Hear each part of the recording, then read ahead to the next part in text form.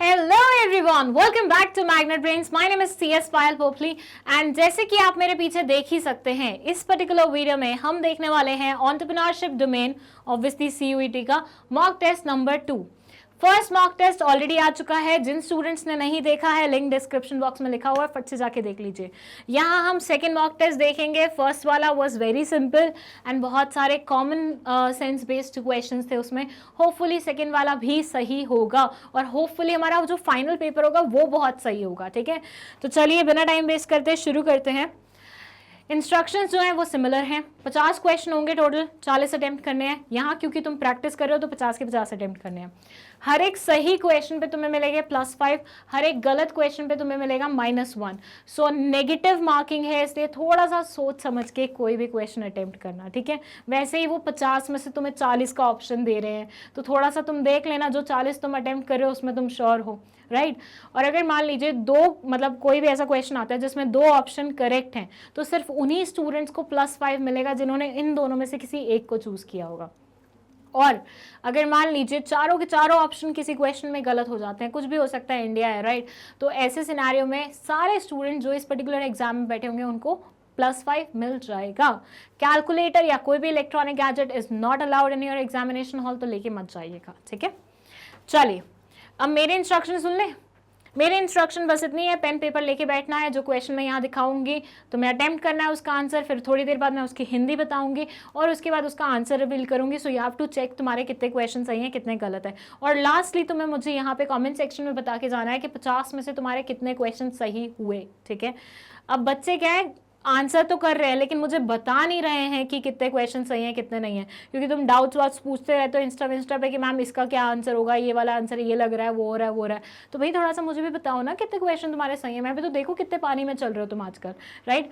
और एक और चीज़ तुम लोग मुझे बताने वाले हो वो ये है कि एंटरप्रेन्योरशिप के लिए तुमने कौन सी बुक रेफर की है। ठीक है, क्योंकि NCERT के द्वारा मतलब CBSE के द्वारा NCERT प्लेटफॉर्म पे कोई बुक अवेलेबल नहीं है, तो तुम कौन सी वाली रेफर कर रहे हो, just do let me know in the comment section, फिर मैं बताऊंगी कौन सी वाली करनी है। ठीक है, चलिए फाइनली हम अपना फर्स्ट क्वेश्चन देख सकते हैं।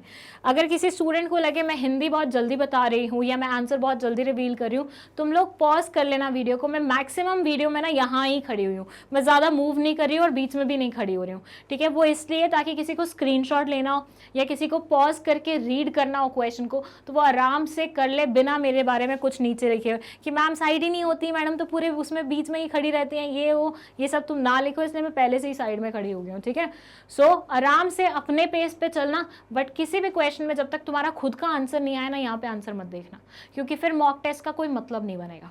ठीक है, चलो अब फर्स्ट क्वेश्चन है, Ritu has completed her BTech in textile designing. She wants to start a readymade garments manufacturing unit. She wants to manufacture trendy garments for children below the age of 1 year. Okay, क्या करेंगे, 1 साल से नीचे वाले trendy garments का है, पूरा time तो वो माँ बाप के हाथ में रहते हैं। चलो एनीवेज, जो भी उसने सोचा, she approached a popular brand spotter trend spotter to help her with the same. अच्छा, ये ट्रेंड स्पॉटर क्या होता है मैं तुम्हें पहले बता दूं। ट्रेंड स्पॉटर बेसिकली एक प्रोफेशनल होता है। ठीक है, वो जो सर्विसेज देता है आपको ट्रेंड स्पॉट करके देता है। वो रिसर्च करता है कि आजकल क्या चल रहा है और उसके बेसिस पे वो आपको इन्फॉर्मेशन प्रोवाइड करेगा कि आप ये चीज़ प्रोड्यूस करिए, आजकल इसका बहुत ज़्यादा क्रेज चल रहा है।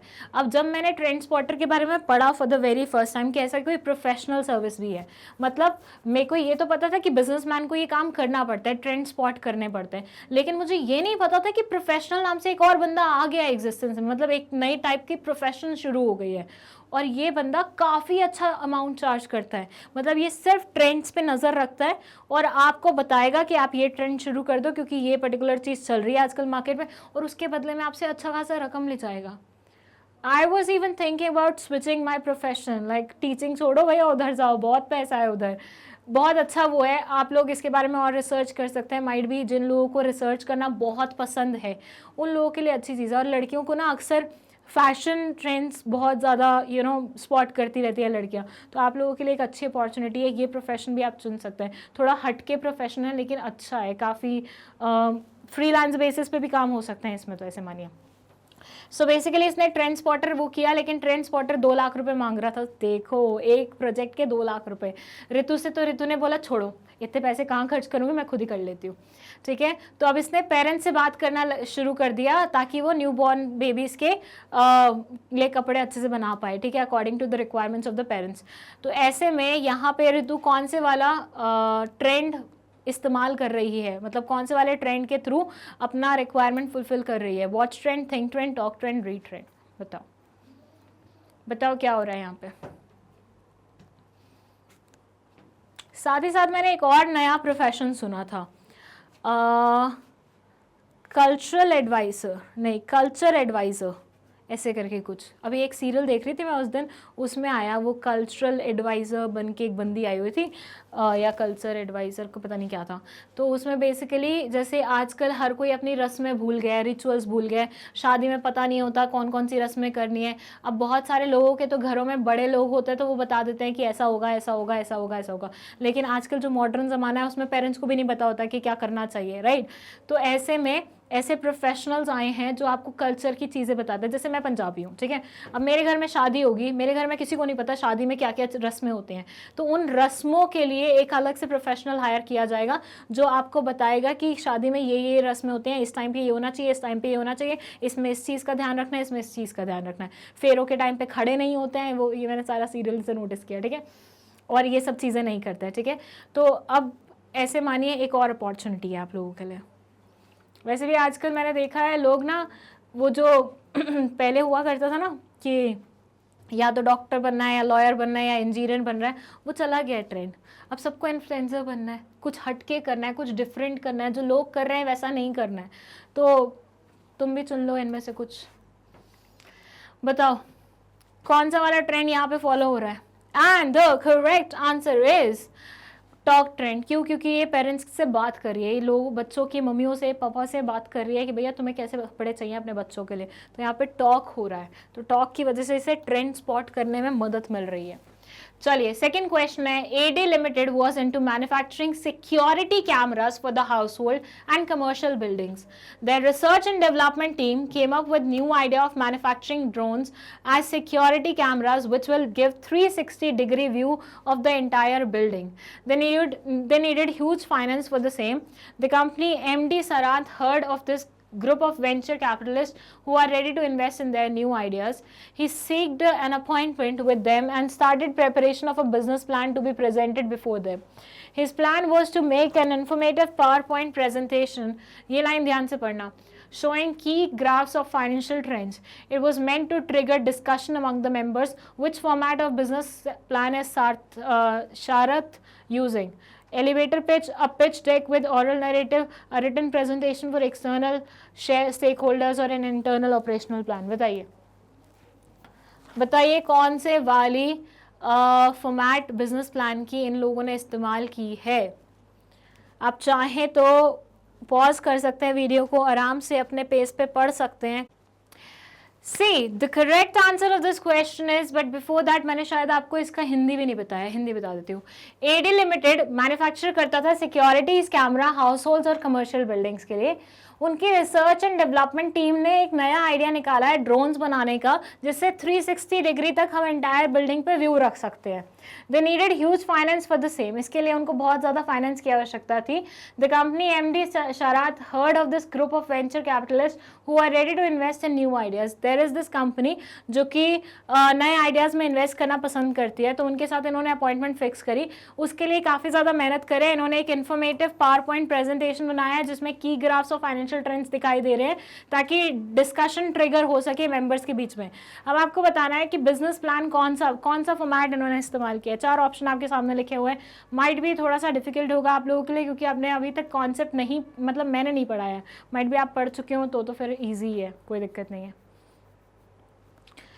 And the correct answer is a pitch deck with oral narrative. अब इन सारी चीज़ों को ना मैं बाद में ही समझाऊंगी क्योंकि ऐसे हल्का फुल्का बीच बीच में ऐसे समझा के ना वो नहीं ख़राब करना चाहती मैं, ठीक है। तो इसकी कॉन्सेप्ट वाली जो वीडियो आएंगी ना वहाँ पे ये सारी चीज़ें कवर्ड रहेंगी। Okay, question 3 है, Rohan after completing his MBA from IIM Kolkata has joined a multinational company in the capacity of marketing manager. The company deals in diversified range of products.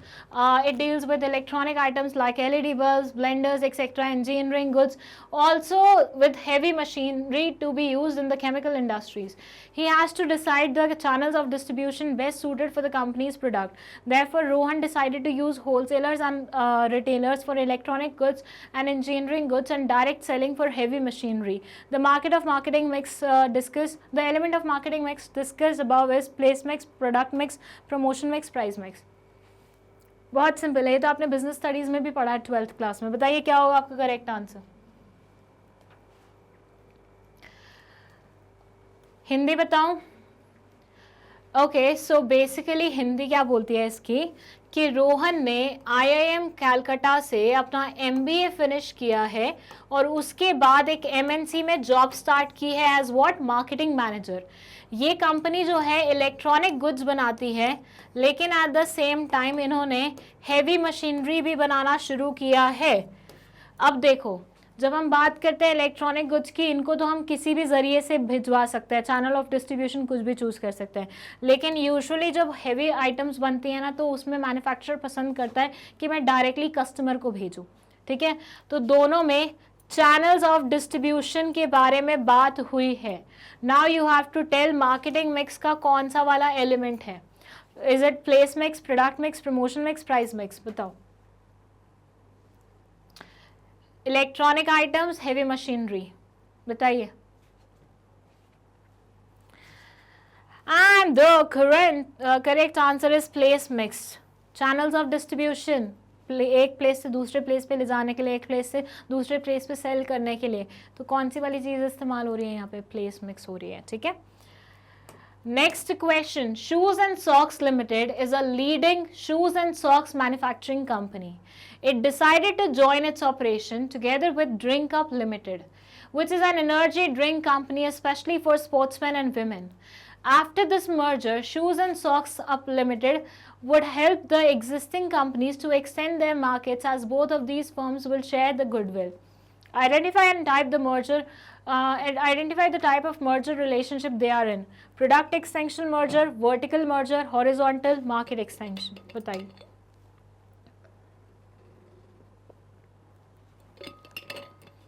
Types of mergers हम सारे पढ़ने वाले हैं बहुत ही जल्दी.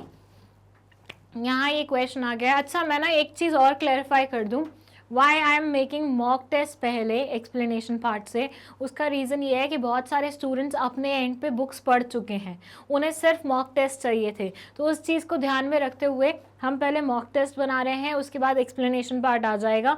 ठीक है, तो जिन बच्चों ने नहीं पढ़ी है बुक्स या जिनको कुछ समझ में नहीं आया है बुक्स में, तो आप लोगों के लिए बहुत जल्दी ही वीडियोज़ आ रही हैं. ठीक है, थोड़ा सा एडजस्ट करो, तब तक मार्क्स की प्रैक्टिस कर लो जितना हो पा रहा है, क्योंकि काफ़ी सारे क्वेश्चन कॉमन सेंस बेस्ड हैं. हर एक क्वेश्चन में यू वोंट नीड कॉन्सेप्ट की समझ में आए पहले से, राइट. चलो, शूज़ और सॉक्स कंपनी क्या बनाती थी? शूज़ और सॉक्स बनाती थी. इन्होंने मर्जर किया है एक ड्रिंक्स वाली कंपनी के साथ. अब ये मिलके काम करने वाली हैं. ड्रिंक्स वाली स्पोर्ट्स पर्सनस के लिए एनर्जी वाली ड्रिंक्स बनाया करती थी. तो आपको यहाँ पे बताना है ये मर्जर किस टाइप का है. Is it product extension merger, vertical merger, horizontal merger या market extension? And the correct answer is product extension merger. दो products आपस में मिल रहे हैं. ठीक है, चलिए नेक्स्ट है. A business plan is a dash. It is a comprehensively written down document. It is a roadmap required by the venture.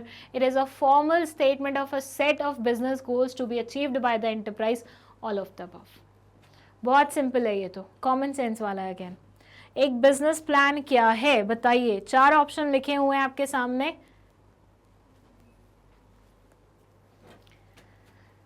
बोलिए. And the correct answer is all of the above. एक business plan में सारी चीजें आ जाती हैं. ठीक है. Sixth question. Victor Industries has been one of the leading companies in mobile phone industry in India. The company decided to launch a new model AI1 which will have an built latest software to encourage hands-free use and enhance the customer's experience through 3D photos. They are also looking into ideas to use eco-friendly recyclable materials for the body of the phone, which will cause less environmental damage. Identify the two factors of pestle model. इसमें pestle model में सारे words capital लिखे जाते हैं. ये pastel model तो मैं आपको पढ़ा चुकी हूँ. Highlighted in the above case economic, social, ecological, technological, legal, economic, social, political. ध्यान दीजिएगा, ये वैसे मैं आपको पढ़ा चुकी हूँ pastel model, but other than that आप बिजनेस स्टडीज़ में जो 3rd चैप्टर पढ़ के आए हो 12th क्लास में, एनवायरनमेंट, बिजनेस एनवायरनमेंट, उसमें भी ये चीज़ कवर की गई है. ठीक है, तो ये क्वेश्चन बहुत सिंपल है आपके लिए. विक्टर इंडस्ट्रीज जो है वो एक लीडिंग कंपनी है मोबाइल फ़ोन्स की. उसमें उन्होंने नया फ़ोन लेके आया है, लॉन्च किया है, जिसमें मतलब कस्टमर को 3D फोटोज़ का एक्सपीरियंस मिलेगा, हैंड फ्री यूजेज ज़्यादा है उसमें. एंड साथ ही साथ उन्होंने जो कवर बनाया ना, बॉडी बनाई है जो फ़ोन की, वो ऐसी है रिसाइक्लेबल है. मतलब जो हमारे फ़ोन्स की वजह से हमारे एनवायरनमेंट को डैमेज हो रहा है, जो हमारे पीसीज, लैपटॉप, टैबलेट्स वगैरह, इन सब चीज़ों से हमारे एनवायरनमेंट को डैमेज हो रहा है, उसको भी कम करेगी, क्योंकि कहीं ना कहीं ये थोड़ा सा इको फ्रेंडली प्रोडक्ट लेके आई हैं. तो ऐसे सिनारियो में आपको आइडेंटिफाई करना है 2 फैक्टर्स जो कि पेस्टल मॉडल हाईलाइट कर रहा है यहाँ पे. बताइए, whether it's economic, social, whether it's ecological, technological, legal, economic, social, political. बताओ. एक तो हो गया नया टेक्नोलॉजी लेके आए हैं, दूसरा हो गया इको फ्रेंडली है. क्या होगा? And the correct answer is ecological and technological. दोनों ही देखो तो कहीं ना कहीं ऑप्शंस ये आपके इसमें केस स्टडी में ही छुपे हुए हैं, आराम से मिल सकते थे, कहीं आपको ज़्यादा दूर जाने की ज़रूरत नहीं थी. इकोलॉजिकल ऐसे कि इको फ्रेंडली प्रोडक्ट्स बना रहे हैं, टेक्नोलॉजिकल ऐसे कि नया वो लेके आ रहे हैं, सॉफ्टवेयर वगैरह लेके आ रहे हैं. ठीक है, चलिए क्वेश्चन 7th है. Personal selling involves dash presentation of message, written, oral, both A and B, none of the above. Personal selling involves dash presentation of message, written, oral, both A and B, none of the above. बताइए, बताइए क्या होगा correct answer. Personal selling में क्या होता है? आप सामने वाले इंसान को कन्विंस करते हैं कि ये प्रोडक्ट खरीद लीजिए. कैसे? And the correct answer of this question is B, oral, क्योंकि आप उससे बातचीत करके उसे कन्विंस करने की कोशिश करना है ना. ठीक है, चलिए नेक्स्ट क्वेश्चन है, क्वेश्चन नंबर 8. लेट्स सी क्या बोलता है. Okay, so this question says, Ramesh is a chemical engineer working for a company selling a disinfectant spray. He knows that the product harms the users and is constantly looking for ways to improve the product. After a lot of hard work, he produced a mosquito repellent which produces sonic waves to drive away mosquitoes. It does not produce smoke or any kind of fragrance. It is absolutely safe to use by the human beings. He named it as Insect Out. The price is said to be $230 per unit. He is giving out 1-year replacement warranty as an introductory offer and will pack it in a corrugated box with a gift card inside. Keeping in mind the above lines, identify the 3 elements of the marketing mix used by Ramesh. Ramesh द्वारा इस्तेमाल किए गए 3 marketing mix के बारे में आपको बताना है. ध्यान दीजिएगा, यहाँ पे ना सारी लाइन्स बहुत ज़्यादा इंपॉर्टेंट है, सब लाइन्स. ओके, जितनी लाइंस ऊपर लिखी हुई है ना, सब इंपॉर्टेंट है. एक एक करके पढ़ो और पहचानो कहाँ पे कौन से वाले मिक्स के बारे में बात हुई है. पहले खुद से पहचानो, फिर मैं हिंदी बताती हूँ और उसके बाद मैं आंसर रिवील करती हूँ. ठीक है, अगर किसी स्टूडेंट को ज़्यादा टाइम लग रहा है आप पॉज कर लीजिए. और ये बिल्कुल भी नहीं है कि जब मैं बोलती हूँ कि किसी स्टूडेंट को ज़्यादा टाइम लग रहा है तो आपको इंडिविजुअली ज़्यादा टाइम लग रहा है. मतलब मैं थोड़ा फास्ट चल रही हूँ क्योंकि मुझे वीडियो बनाना है, ठीक है, बट आप लोगों को घर पे बैठ के आराम से पढ़ना है तो आप अपना टाइम ले सकते हैं. बट ध्यान रखिएगा कि पेपर में भी एक टाइम लिमिट है, तो उसको ध्यान में रखते हुए 40 क्वेश्चन तुम्हें अगर अटेम्प्ट करना है तो 40 के अकॉर्डिंग जो भी टाइम ड्यूरेशन तुम्हारा है वो मैच कर रहा है कि नहीं कर रहा है वो देख लेना. बस ये भी नहीं कि बिल्कुल लाविश वे में आराम से बैठ के तुम पेपर में पढ़ रहे हो 1-1 घंटे एक केस स्टडी को, वो ज़्यादा लेट हो जाएगा. Okay, so it says Ramesh एक केमिकल इंजीनियर है जो कि एक कंपनी के लिए काम कर रहा है जो डिसइंफेक्टेंट स्प्रे बनाती है. अब ये स्प्रे ना थोड़ा बहुत हार्म करती है लोगों को क्योंकि इसमें ऑब्वियसली केमिकल्स वगैरह इंक्लूडेड है. अब ये रमेश क्या चाहता था, ये चाहता था कि बढ़िया तरीके की क्या बनाए, दिस स्प्रे बढ़िया तरीके की बनाए जो ह्यूमन बींग्स के कंजम्पशन के लिए बेकार ना हो, ह्यूमन बींग्स को उससे कोई हानि ना हो। तो ह्यूमन बींग्स ऐसे नहीं कंज्यूम करेंगे, मतलब उनके आसपास स्प्रे होगी तो अगर उनके अंदर चली जाती है वो चीज़ तो उनको हार्म नहीं होना चाहिए। तो इसने एक नए किस्म की रेपेलेंट वो बनाई है जो कि सोनिक वेव्स वो करती है, प्रोड्यूस करती है, जिसकी वजह से मॉस्किटोज दूर रहते हैं। जैसे वो मॉस्किटो वाली एड में दिखाते हैं ना कि हम बट्टी लगाए तो वो साइड से यूं यूं यूं यूं एक राउंड राउंड राउंड राउंड कुछ बनता रहता है और मॉस्किटो दूर भागते रहते हैं, वैसा ही कुछ इसने प्रोड्यूस किया है। एंड इसके अकॉर्डिंग ये पर्टिकुलर प्रोडक्ट ना ही स्मोक छोड़ता है ना ही फ्रेगनेंस छोड़ता है, सिर्फ सोनिक वेव्स के कारण ही मॉस्किटोज हटते हैं। तो ये ह्यूमन बींग्स के लिए बिल्कुल सही है। और इसने नाम रखा है इस प्रोडक्ट का इंसेक्ट आउट, मतलब इंसेक्ट सारे बाहर हो जाएंगे। और प्राइस सेट किया है 230 रुपीज़ पर यूनिट। 1 साल की रिप्लेसमेंट वारंटी दे रहा है जो कि इंट्रोडक्टरी ऑफर है ताकि इसके प्रोडक्ट्स ज़्यादा से अच्छे बिके, और गिफ्ट कार्ड भी दे रहा है अपने बॉक्स के अंदर डाल के। अब keeping in mind the lines above, ऊपर वाली लाइंस को ध्यान में रखते हुए आपको बताना है कि मार्केटिंग मिक्स के कौन कौन से एलिमेंट्स के बारे में यहाँ पे रमेश बात कर रहा है, किस किस एलिमेंट पे इसने सोचा है। सोच के देखो कौन कौन से एलिमेंट्स है। ऑप्शन दिखा दो तुम लोगों को एक बार। सो ऑप्शंस हैं प्रमोशन, प्लेस, प्राइस, प्रोडक्ट, चारों एलिमेंट उन्होंने मेंशन कर दिए हैं। और ऑप्शंस में यहाँ पे 1 2 3, 1 2 4, 1 3 2 4 और ऑल ऑफ दीज सब आ रहा है। बताओ, एक बार ध्यान से देखना यहाँ पे किन किन चीज़ों के बारे में बात हो रही है। थोड़ा सा अगर मैं हिंट दूं आप लोगों को तो यहाँ पे वो एक तो प्रोडक्ट को क्या कर रहे हैं, इम्प्रूव कर रहे हैं पहली कुछ लाइंस में, ठीक है। उसके बाद उसका प्राइस सेट कर दिया इन्होंने और कहीं ना कहीं उसके साथ गिफ्ट विफ्ट दे रहे हैं। ये 3-4 चीज़ें हो रही हैं। बताओ क्या होगा करेक्ट आंसर। बहुत हिंट दे दिया मैंने, बहुत हद तक। अब तो आंसर निकल ही जाना चाहिए आप लोगों का। And the correct answer of this question is 1, 3 and 4. 1, 3 and 4.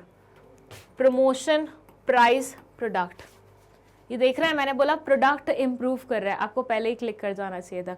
उसके बाद मैंने बोला प्राइस फिक्स किया इन्होंने, वही क्लिक कर जाना चाहिए था। उसके बाद गिफ्ट दे रहे हैं। गिफ्ट देना मतलब क्या होता है, प्रमोशन का एक तरीका होता है ना, लोग ज़्यादा से ज़्यादा अट्रैक्ट हो आपके प्रोडक्ट के टूवर्ड्स। तो प्रमोशन, प्राइस, प्रोडक्ट, 1, 3, 4 मतलब प्लेस के बारे में यहाँ पे क्योंकि कोई बात नहीं हुई है इसलिए C will be the correct answer.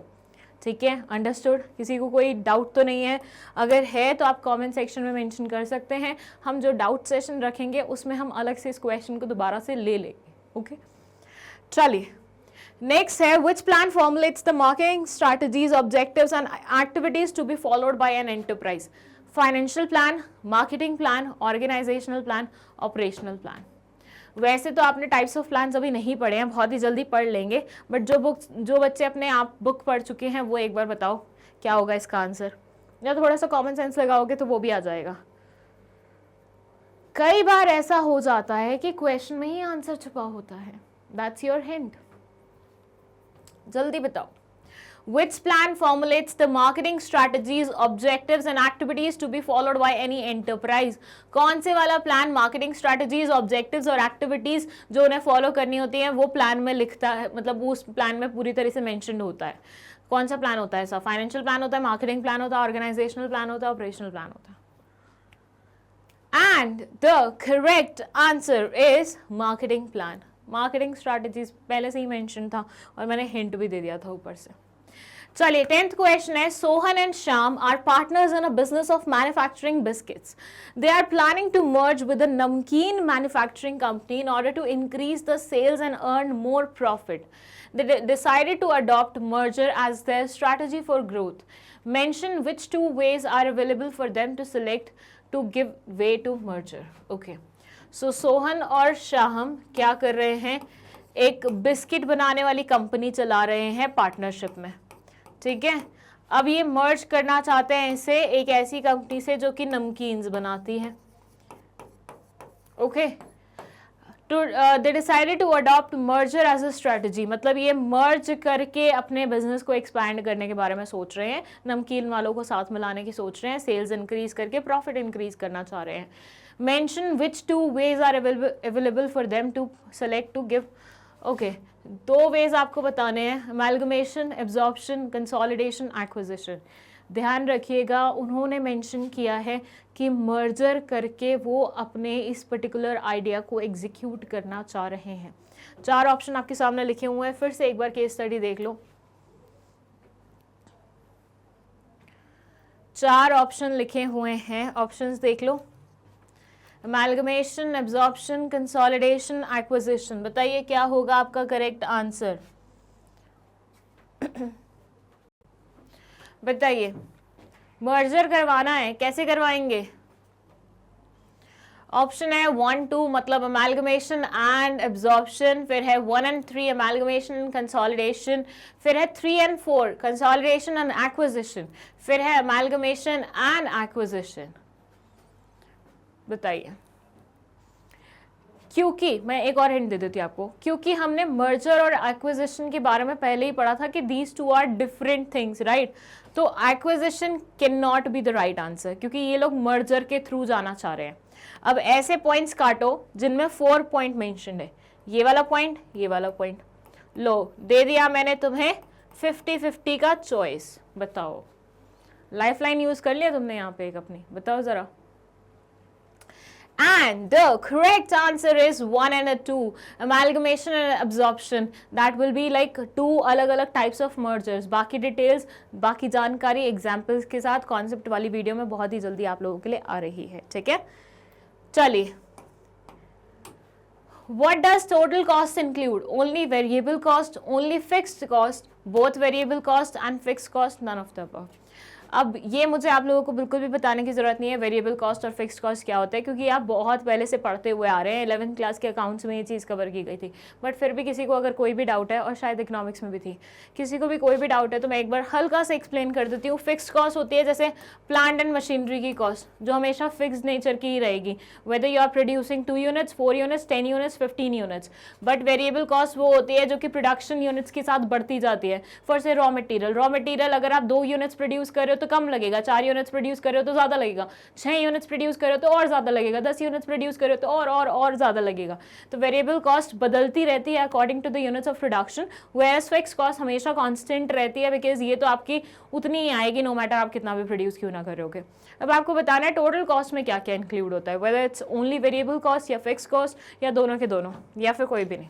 बताओ, बताइए जरा जल्दी से।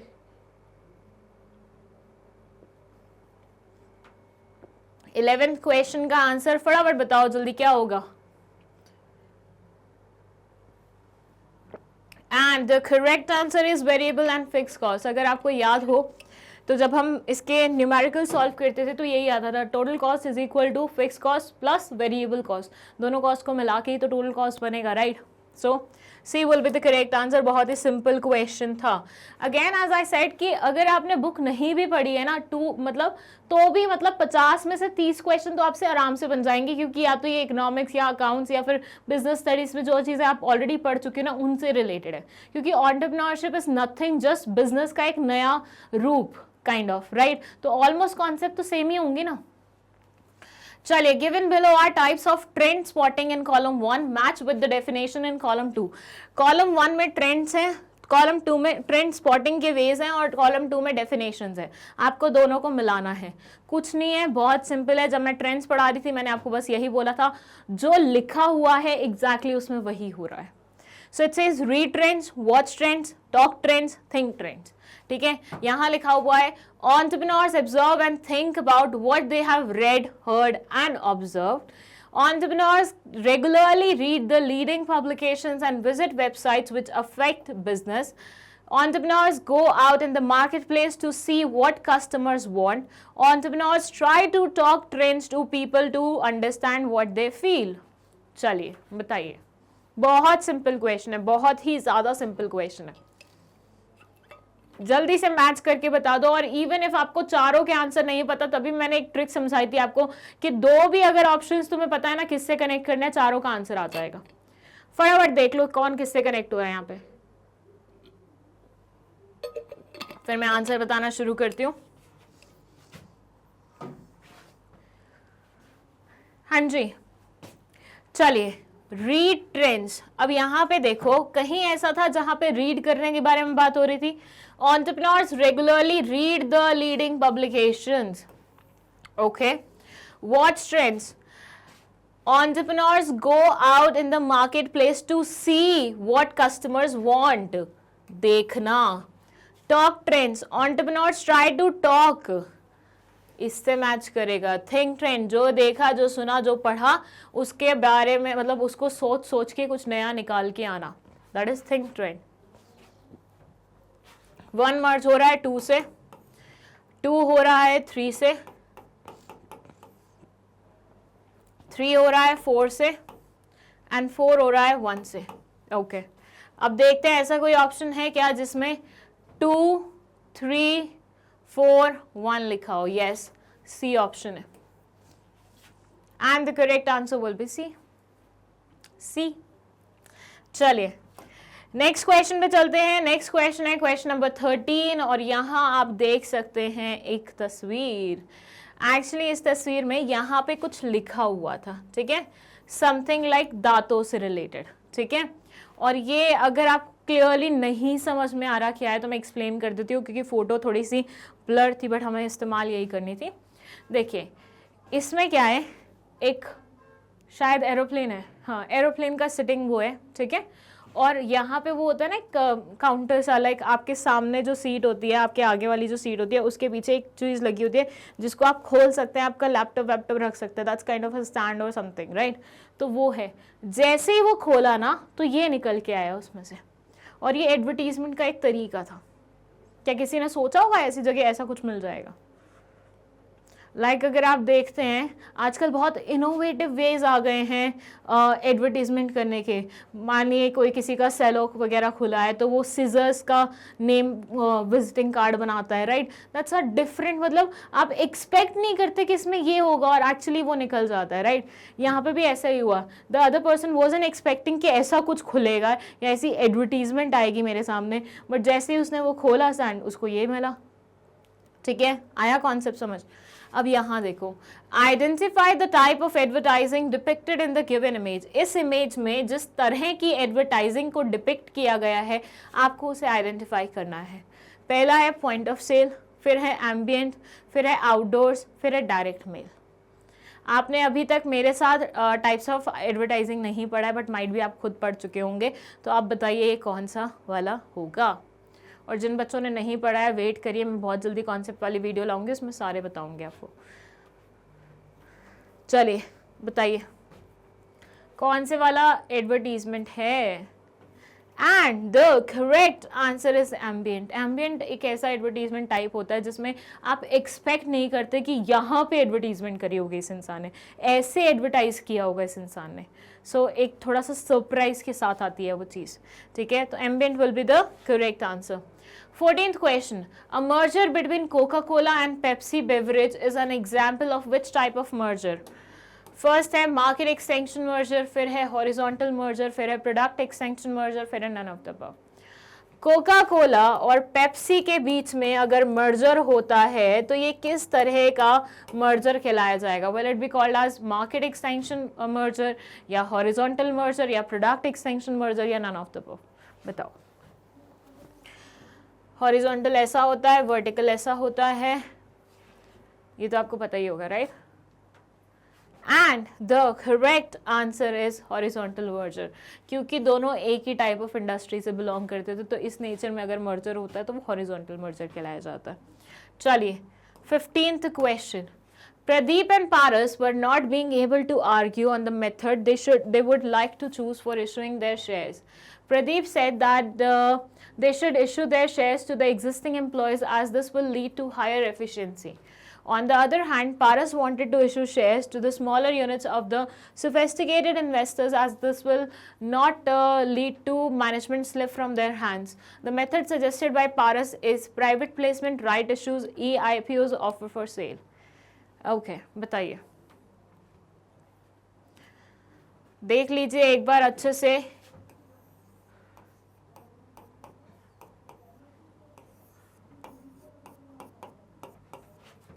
दो दोस्त हैं, एक है प्रदीप और एक है पारस, बट ये जब बात कर रहे हैं इनको नए शेयर्स इशू करने हैं तो ये एक फैसले पे नहीं आ पा रहे हैं.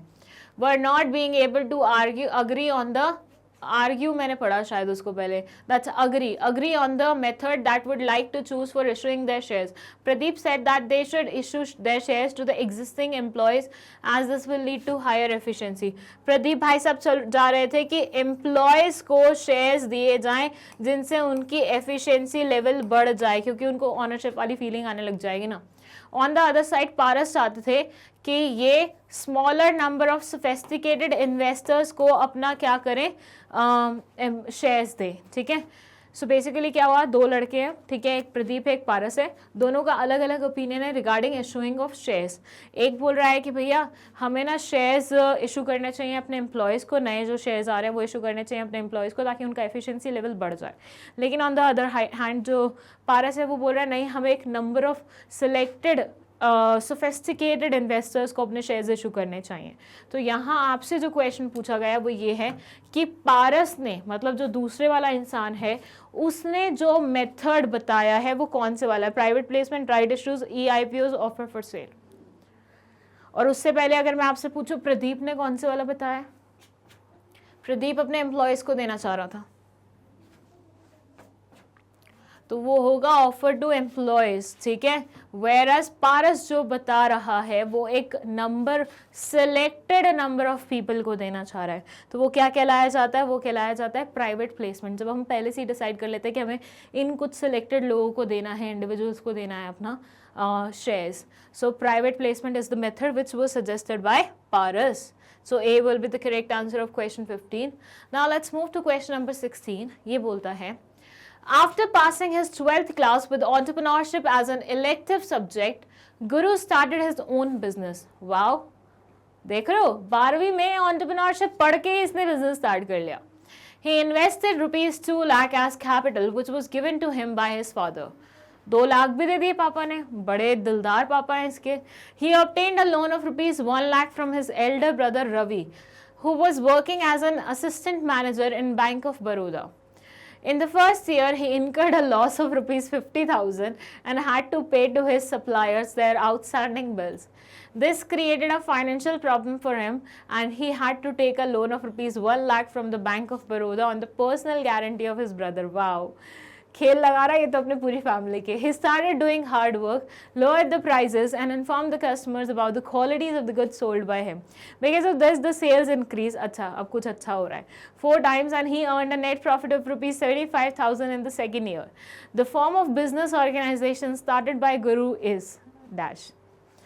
चलो भैया, नाम भी बहुत सही रखा है, गुरु. यहाँ क्या हो रहा है वो पहले आप खुद देखो, फिर उसके बाद मैं बताती हूँ हिंदी में. सो हुआ क्या कि एक लड़का था जिसका नाम है गुरु. गुरु ने अपनी 12th क्लास पास की और इसने ऑब्जेक्टिव सब्जेक्ट में, मतलब ऑप्शनल सब्जेक्ट में दिस एंटरप्रेन्योरशिप चूज़ किया हुआ था.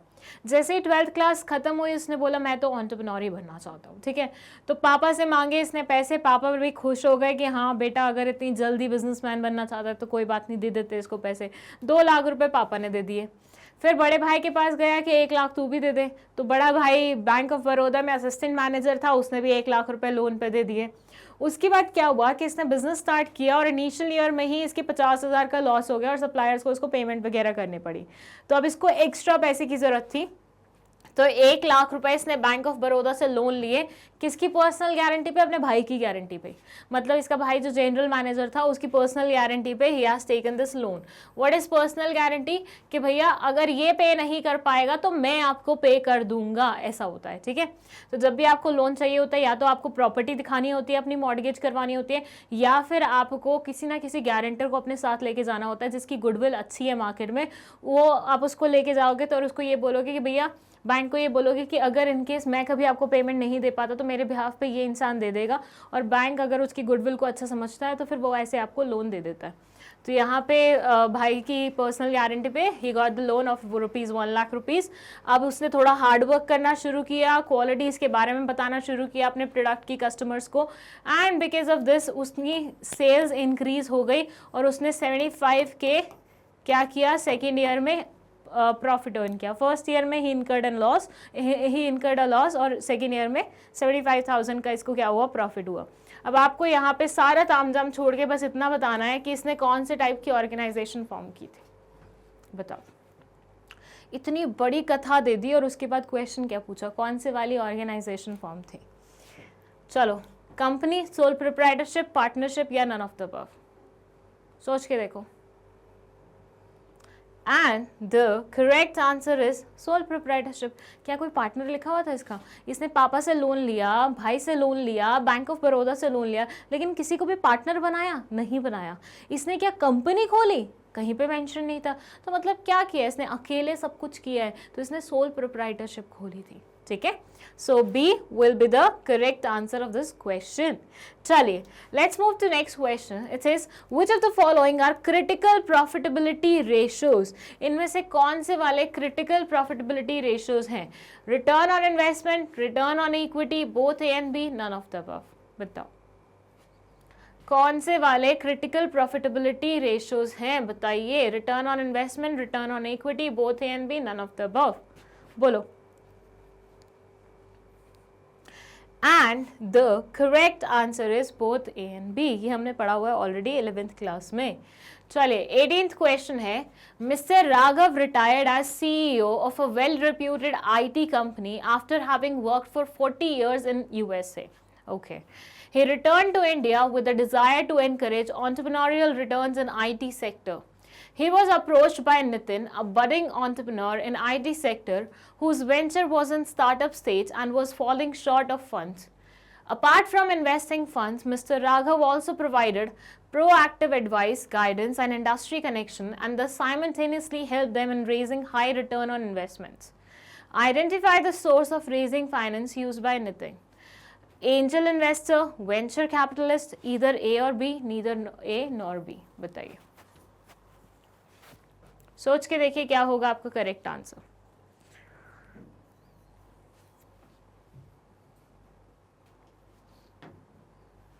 क्वेश्चन 18 आपके सामने लिखा हुआ है, जल्दी बताइए क्या होगा आपका करेक्ट आंसर। हिंदी बताऊं अब इसकी? हिंदी कुछ इस तरह से है कि एक राघव नाम का बंदा है जो कि CEO था एक वेल रेप्यूटेड IT कंपनी में, और वो वहाँ से रिटायर हो रहा है और वहाँ उसने 40 साल काम किया है। कहाँ पे? USA में। अभी वापस इंडिया आना चाहते हैं और इंडिया में IT सेक्टर में एंटरप्रेन्योरियल रिटर्न्स को एनकरेज करना चाहते हैं। ठीक है, he was approach by Nitin. इनको एक बंदे ने अप्रोच किया जिसका नाम नितिन है, वो बडिंग एंटरप्रेन्योर है IT सेक्टर का ही, whose venture was in startup stage, जिसका वेंचर अभी स्टार्टअप स्टेज में था और उसको पैसे की कमी हो रही थी। Apart from investing funds, mister Raghav also provided proactive advice. तो इस नितिन इंसान को राघव जी ने पैसे भी दिए, उसके अलावा एडवाइस भी दी, गाइडेंस भी दी, इंडस्ट्री कनेक्शंस को भी इस्तेमाल किया। मतलब बहुत अच्छा, मतलब simultaneously help them in raising high return on investment.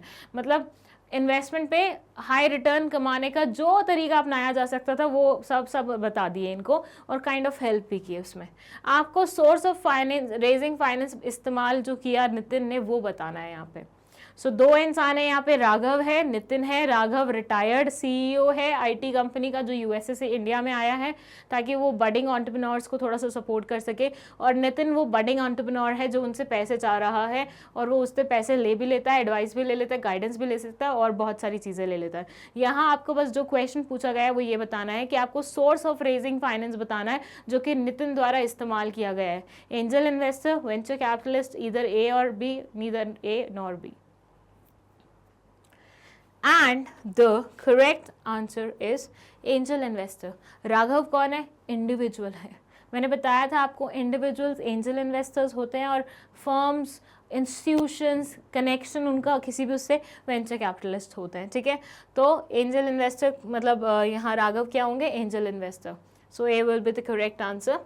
चलिए 19th क्वेश्चन पे चलते हैं। It says maximum number of employees in a private company are 200, 500, 250, 50। अच्छा, फर्स्ट ऑफ ऑल तो यहां पे क्वेश्चन ही गलत दिया हुआ है।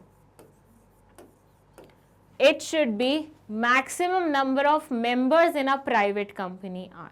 मिस प्रिंटिंग है यहाँ पे, एम्प्लॉयज़ लिखा हुआ है, ये बाय डिफ़ॉल्ट, हमारी स्लाइड टीम की कोई कमी नहीं है, बाय डिफ़ॉल्ट बुक में ही यही लिखा हुआ था। So maximum number of members वो आपसे पूछना चाहते हैं प्राइवेट कंपनी में कितने होते हैं। इज़ इट 200, इज़ इट 500, 250 और 50? बताइए। ये तो पढ़ा हुआ बिजनेस स्टडीज़ में पढ़ाया है, मैं नहीं पढ़ाया तो बताओ प्राइवेट कंपनी में मैक्सिमम मेंबर्स कितने हो सकते हैं? And the correct answer is 200। चलो पहले हुआ करते थे 50, उसके बाद कंपनीज एक्ट 2013 आया तो 200 की लिमिट हो गई। तो आज की डेट में 200 मेंबर्स हो सकते हैं। उसमें से हम एक्सक्लूड करते हैं करंट और एक्स जो हमारे एम्प्लॉयज थे, जो अगेन हमारे शेयर्स होल्ड करते हैं। ठीक है, so 200 will be the correct answer. A is the correct answer of question 19। चलिए let's move to next question, that's question number 20। ये बोलता है Anant and Anadi together took over their family business of furniture. They understood that the present competitors were using online means to sell their products. They decided on a new idea of providing furniture on a rental basis to offices and households, and to also start making furniture using the traditional method, which caught the attention of new generation. They opened stores in various cities and started selling through online mode also. They both are using dash idea field. Market driven, service related, trading related, none of the above. बताइए। थोड़ा सा common sense लगेगा, answer आ जाएगा even if आपने concept नहीं पढ़ी हुई तो भी। बताइए जल्दी क्या होगा आपका आंसर, फिर मैं आपको हिंदी बताती हूँ इसकी। It says Anant and Anadi together took over their family business of furniture. आनंद और अनादि दोनों ने फैमिली बिजनेस जो भी उनका था फर्नीचर का, उसी को टुक ओवर कर लिया, मतलब they also started working with the family business thing. They understood that the present competitors were using online means to sell their products. उनको पता था कि जो आजकल कॉम्पिटिटर्स है ना उनके, वो ऑनलाइन मीन्स को इस्तेमाल करते हैं अपने प्रोडक्ट सेल करने के लिए. They decided on a new idea of providing furniture on a rental basis. यहाँ ध्यान दीजिएगा, यहाँ पे शायद कुछ है आपके लिए. They are saying कि इनको एक आइडिया आया कि ये क्यों ना ऑफिसेज और हाउस होल्ड्स में रेंटल बेसिस पे अपने फर्नीचर को सप्लाई करें, कि भैया तुम रेंट पे ले जाओ फर्नीचर, ठीक है. सिक्योरिटी डिपॉजिट यूजुअली ऐसे रखवाया करते हैं कि पहले सिक्योरिटी डिपॉजिट रखवा लियो उतने अमाउंट की जितने का फर्नीचर है, और रेंट पे करते रहे हर मंथ, और उसके बाद जब तुम वहाँ से मूव करोगे कहीं और वापस दे जाना फर्नीचर, सिक्योरिटी डिपॉजिट वापस ले जाना अपना.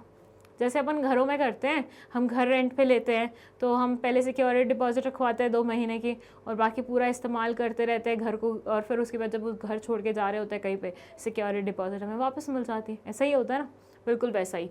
ठीक है.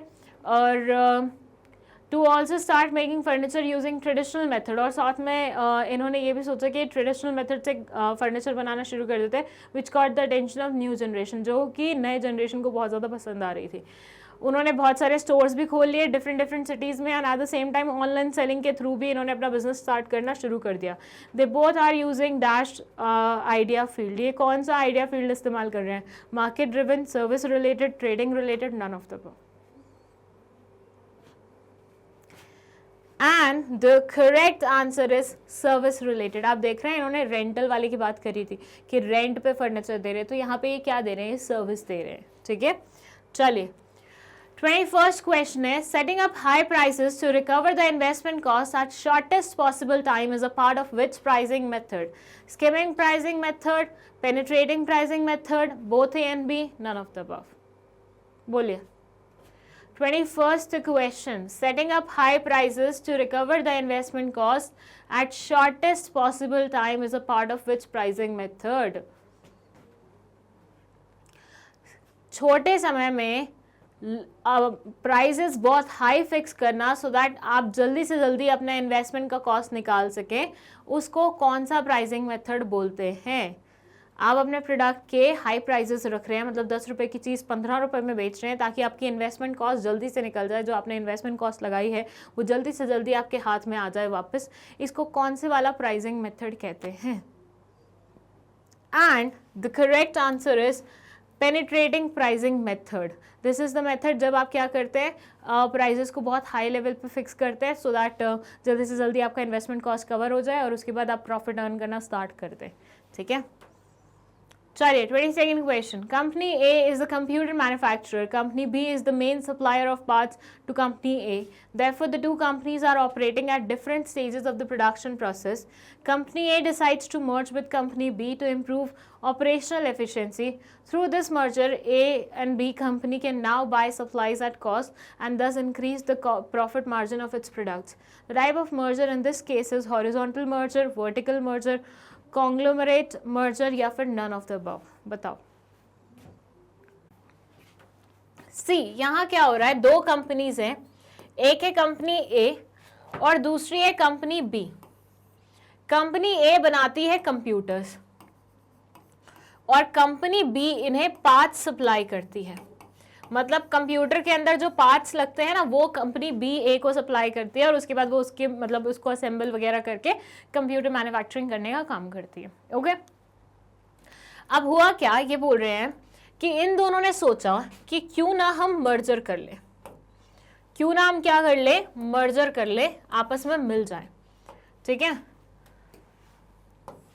उससे क्या होगा कि हमारा जो कॉस्ट होगा ना वो कम हो जाएगा और प्रॉफिट जो होगा वो बढ़ जाएगा, ऑपरेशनल एफिशिएंसी आएगी. नाउ द क्वेश्चन अराइजेस कि कॉस्ट कैसे कम होगा. देखो अभी बी कंपनी है, बी कंपनी अपने फिनिश प्रोडक्ट्स को एज अ रॉ मटेरियल्स भेज रही है ए कंपनी के लिए. मतलब बी के लिए तो वो फिनिश प्रोडक्ट्स ही होंगे ना, क्योंकि वो बेच के वो अपना गुजारा चला रही है, और ए कंपनी में वो आ रहे हैं एज रॉ मटेरियल, तो इनके लिए वो रॉ मटेरियल है, वो उस पर काम करेंगे, वैल्यू एडिशन करेंगे और उसे फिनिश बना के मार्केट में बेचेंगे. तो अभी बी ए से जो चार्ज करती है, फॉर से 10 रुपए का प्रोडक्ट है तो 2 रुपए अपना प्रॉफिट भी तो रखती होगी. टोटल वो आइटम पड़ती होगी ए को 12 रुपए की. फिर ये उस पर वैल्यू एडिशन करता होगा फॉर से 5 रुपए का, और मार्केट में और 5 रुपए का अपना प्रॉफिट ऐड करता होगा. तो 12 + 5 17 18 19 20 21 22 रुपीज में ये मार्केट में बेचता है उस चीज को. ठीक है. अब 22 रुपीज में अगर ये मार्केट में बेचता है उस चीज को, तो अगर बी इसके साथ मर्ज हो जाए, ठीक है, मतलब दोनों एक कंपनी बन गई अब, तो ये जो एक्स्ट्रा 2 रुपए बी पे ले रही थी ए से वो नहीं लेगी.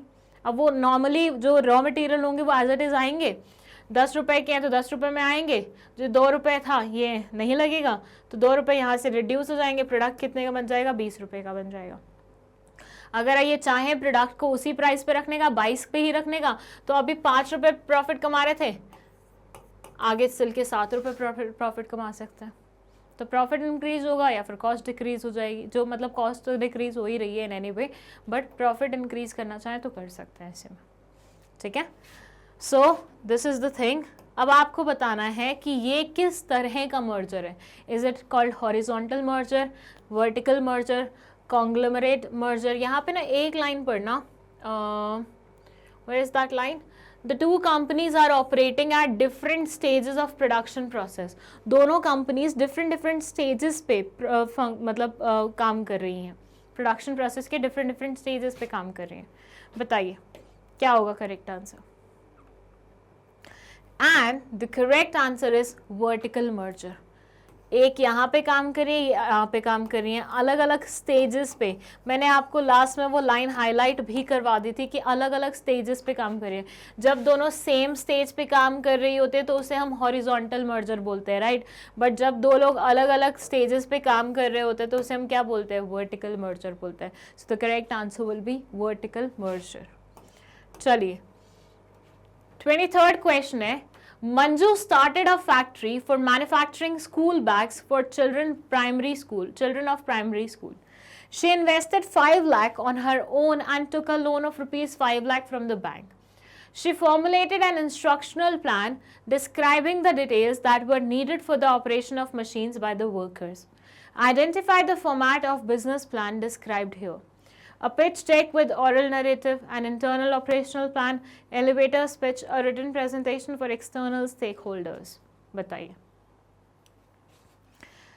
जल्दी बताइए क्या होगा इसका आंसर. ये टाइप्स ऑफ पिचेस में आएगा, मतलब टाइप्स ऑफ पिच जो हम करते हैं किसी भी बंदे के सामने अपने बिजनेस प्लान, बिजनेस को उसके सामने रखने के लिए बेसिकली. चलिए सो इसकी हिंदी कुछ इस तरह से है कि मंजू ने एक फैक्ट्री स्टार्ट की है जो कि बनाती है स्कूल बैग्स प्राइमरी स्टूडेंट्स के लिए. ठीक है। She invested 5 lakh on her own, मतलब 5 लाख रुपए उसने खुद के लगाए, 5 लाख रुपए उसने लोन लिया था बैंक से। She formulated an instructional plan describing the details that were needed for the operation of machines by the worker. उसने इंस्ट्रक्शनल प्लान बनाया जिसमें डिटेल्स लिखी हुई थी जो कि ज़रूरी होती हैं वर्कर्स के लिए जो कि मशीन्स पे काम कर रहे होते हैं, ठीक है। Identify the format of business plan described here, यहाँ आपको बताना है कि जो बिजनेस प्लान यहाँ पे डिस्क्राइब किया गया है उसका फॉर्मेट क्या है। A pitch deck with oral narrative and internal operational plan, elevator speech, a written presentation for external stakeholders. That's quite an easy question, common sense से हो जाएगा, पढ़ते पढ़ते ही तुम्हें समझ में आ जाएगा। And the correct answer is an internal operational plan. Machines कैसे वर्क करेंगी, मशीन्स पे काम करते हुए क्या चीज़ों का ध्यान रखना है, इंस्ट्रक्शनल प्लान ऑपरेशंस के टाइम पे जो लगेगा वो क्या है, इंटरनल ऑपरेशनल प्लान ही तो है। मैंने बोला ना कॉमन सेंस वाला क्वेश्चन है, इसीलिए मैं मॉक्स पहले करवा रही हूँ क्योंकि बहुत सारे क्वेश्चन मतलब ऐसे हैं जो आपको सिर्फ पढ़ते ही कॉमन सेंस बेसिस पे आंसर आ जाएगा उनका। चलिए यहाँ पे 24th क्वेश्चन बोलता है Deepak limited has been manufacturing cycle since 2010. The market share is in this field is 35%. They decided to introduce new cycles with advanced gear systems in 2015. For the same, they estimated their financial requirements to be rupees 20 crores. They decided to raise the same through a limited number of sophisticated investors. Identify this kind of issue. Public issue, private placement, offer to employees, right issues. बताइए बताइए क्या होगा आपका correct answer. हाँ जी 24th question है ये, बताइए जल्दी से क्या होगा आपका करेक्ट आंसर इस क्वेश्चन का। हिंदी अगर इसकी करनी हो तो ये बोलते हैं Deepak limited has been manufacturing cycles since 2010। Deepak limited cycles बना रहा है 2010 से। The market share in this field is 35%। ये पूरा ओवरऑल मार्केट में 35% का शेयर रखते हैं। They decided to introduce new cycles with advance gear systems in 2015। 2015 में इन्होंने एडवांस गेयर सिस्टम्स के साथ नई साइकिल इंट्रोड्यूस करने के बारे में सोचा। For the same they estimated their financial requirement to be 20 crore. और इनको समझ में आया कि 20 करोड़ रुपए इनको लगेंगे नई साइकिल्स अगर इंट्रोड्यूस करनी है तो। They decided to raise the same through a limited number of sophisticated investors. थोड़ी देर पहले ही इस तरह का क्वेश्चन आया था, आई होप ये क्वेश्चन आपसे आराम से बन जाए। इन्होंने डिसाइड किया है कि limited number of sophisticated investors से ये क्या लेना चाहते हैं, फंड्स लेना चाहते हैं। आपको आइडेंटिफाई करना है काइंड ऑफ इशू, कौन से काइंड का है ये issue. Public issue, private placement, offer to employees, right issues. बताइए sophisticated investors, limited number of sophisticated investors, बताइए क्या होगा करेक्ट आंसर इसका। And the correct answer is private placement. अभी थोड़ी देर पहले भी तो आया था if you remember, Pradeep Paras वाला, राइट। चलिए 25th क्वेश्चन, इसके बाद आधा मॉक बचेगा, मतलब 25 क्वेश्चंस और बचेंगे। Which of the following is a key factor in managing any inventory? Economic ordering quantity, ROI, ROE, none of the above. बताइए Which of the following is a key factor in managing any inventory? इनमें से कौन से वाला की factor है inventory manage करने के लिए? Economic ordering quantity, ROI, ROE या फिर नन ऑफ द अबव। बताओ। And the correct answer is economic ordering quantity, मतलब वो स्टेज जहां पे आपको रीऑर्डर प्लेस कर देना चाहिए सो दैट आपके प्रोडक्शन रुके नहीं, हर काम एफिशिएंटली चलता रहे, ऑपरेशंस एफिशिएंसी से हो जाए, ठीक है।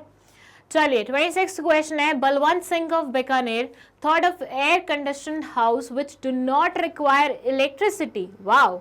He wanted to explore the idea of construction of such eco-friendly houses which will remain cool in summers and warm in winters. Wow, क्या idea सोच रही है। He conceived the idea in 2010, but the final product could take shape in 2014. It is that stage of creative process. Idea germination, preparation, incubation, elimination. बताइए, ये chapter हमने पढ़ा हुआ है, बताइए जल्दी क्या होगा आंसर। बलवंत सिंह बीकानेर के एयर कंडीशन हाउस बनाने के बारे में सोच रहे हैं जिसको इलेक्ट्रिसिटी की ज़रूरत ही नहीं पड़ेगी। एक ऐसा घर जो सर्दियों में गर्म रहता है लेकिन गर्मियों में ठंडा रहता है।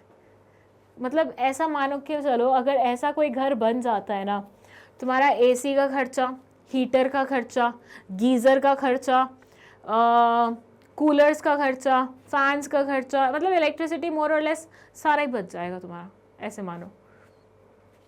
अच्छा आइडिया है वैसे। बताइए, इन्होंने आइडिया कंसीव किया है 2010 में, but final product can take shape in 2014 only. Eco friendly घर बनाना चाहते हैं। कौन से क्रिएटिव प्रोसेस की कौन से स्टेज में? हमने क्रिएटिव प्रोसेस पूरा पढ़ा हुआ है, ये कौन से स्टेज में है? And the correct answer is idea germination. मतलब अभी बस आइडिया आया है, पनप रहा है, उसको एग्जीक्यूट होने में समय लगेगा। 27th question. Penetration pricing is most commonly associated with the marketing objective of what? Increasing market share, increasing sales volume, both A and B, none of the above. Penetration pricing is most commonly associated with marketing objective of what? Increasing market share, increasing sales volume, both A and B, none of the above.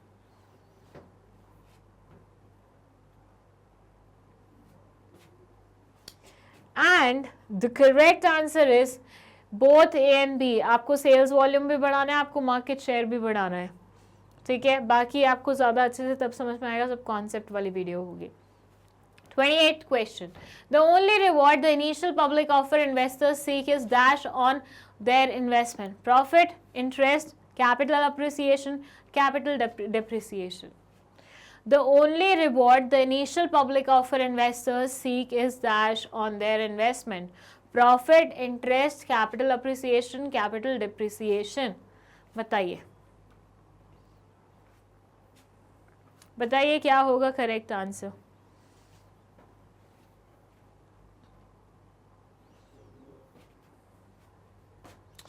जो initial public offer में पैसे लगाते हैं उन investors को only reward क्या चाहिए होता है? प्रॉफिट कमाना होता है, इंटरेस्ट कमाना होता है, कैपिटल अप्रिसिएशन चाहते हैं, वो कैपिटल डिप्रिसिएशन चाहते हैं। एक चीज़ बता देती हूँ, कैपिटल डिप्रिसिएशन तो कौन ही चाहेगा, रिवॉर्ड थोड़ी ना हुआ ये तो। मतलब आप ऐसे मानो कोई चीज़ आपने 10 रुपये में खरीदी थी, आज उसकी प्राइस 7 रुपये है, आपको अच्छा लगेगा? तो डिप्रिसिएशन तो नोबडी वांट्स, तो एक ऑप्शन तो वैसे ही कट। और क्या इनिशियल पब्लिक ऑफर मतलब शेयर्स की बात हो रही है, शेयर्स पे इंटरेस्ट मिलता है? नहीं मिलता, तो 50-50 की चॉइस है यहाँ पे आपके पास। And the correct answer is capital appreciation. भाई इनिशियल पब्लिक ऑफर में लोग बाग खरीदते इस उससे हैं कि नई नई कंपनी ने नए नए शेयर्स, मतलब नई कंपनी या पुरानी कंपनी ने नए नए शेयर्स निकाले हैं, इन शेयर्स को हम कम प्राइजेस में ले लेते हैं क्योंकि कंपनी यूजुअली इनिशियल प्राइस बहुत ज़्यादा कोट करती नहीं है, और फिर मार्केट में जब इसकी डिमांड बढ़ने लगेगी तब हम इसे बेच देंगे। तो 50 रुपये की चीज़ खरीदी जो आपने, वो 500 रुपये में बिक रही है, तो ये क्या हुआ? कैपिटल अप्रिसिएशन ही तो हुआ ना। चलिए 29th क्वेश्चन है, match the following. Again match the elements of operational plan with their meanings. ये ऑपरेशनल प्लान्स हैं, ये उनके मीनिंग है, आपको मैच करना है कौन किसके साथ मैच होगा। चलिए देख लेते हैं इसको।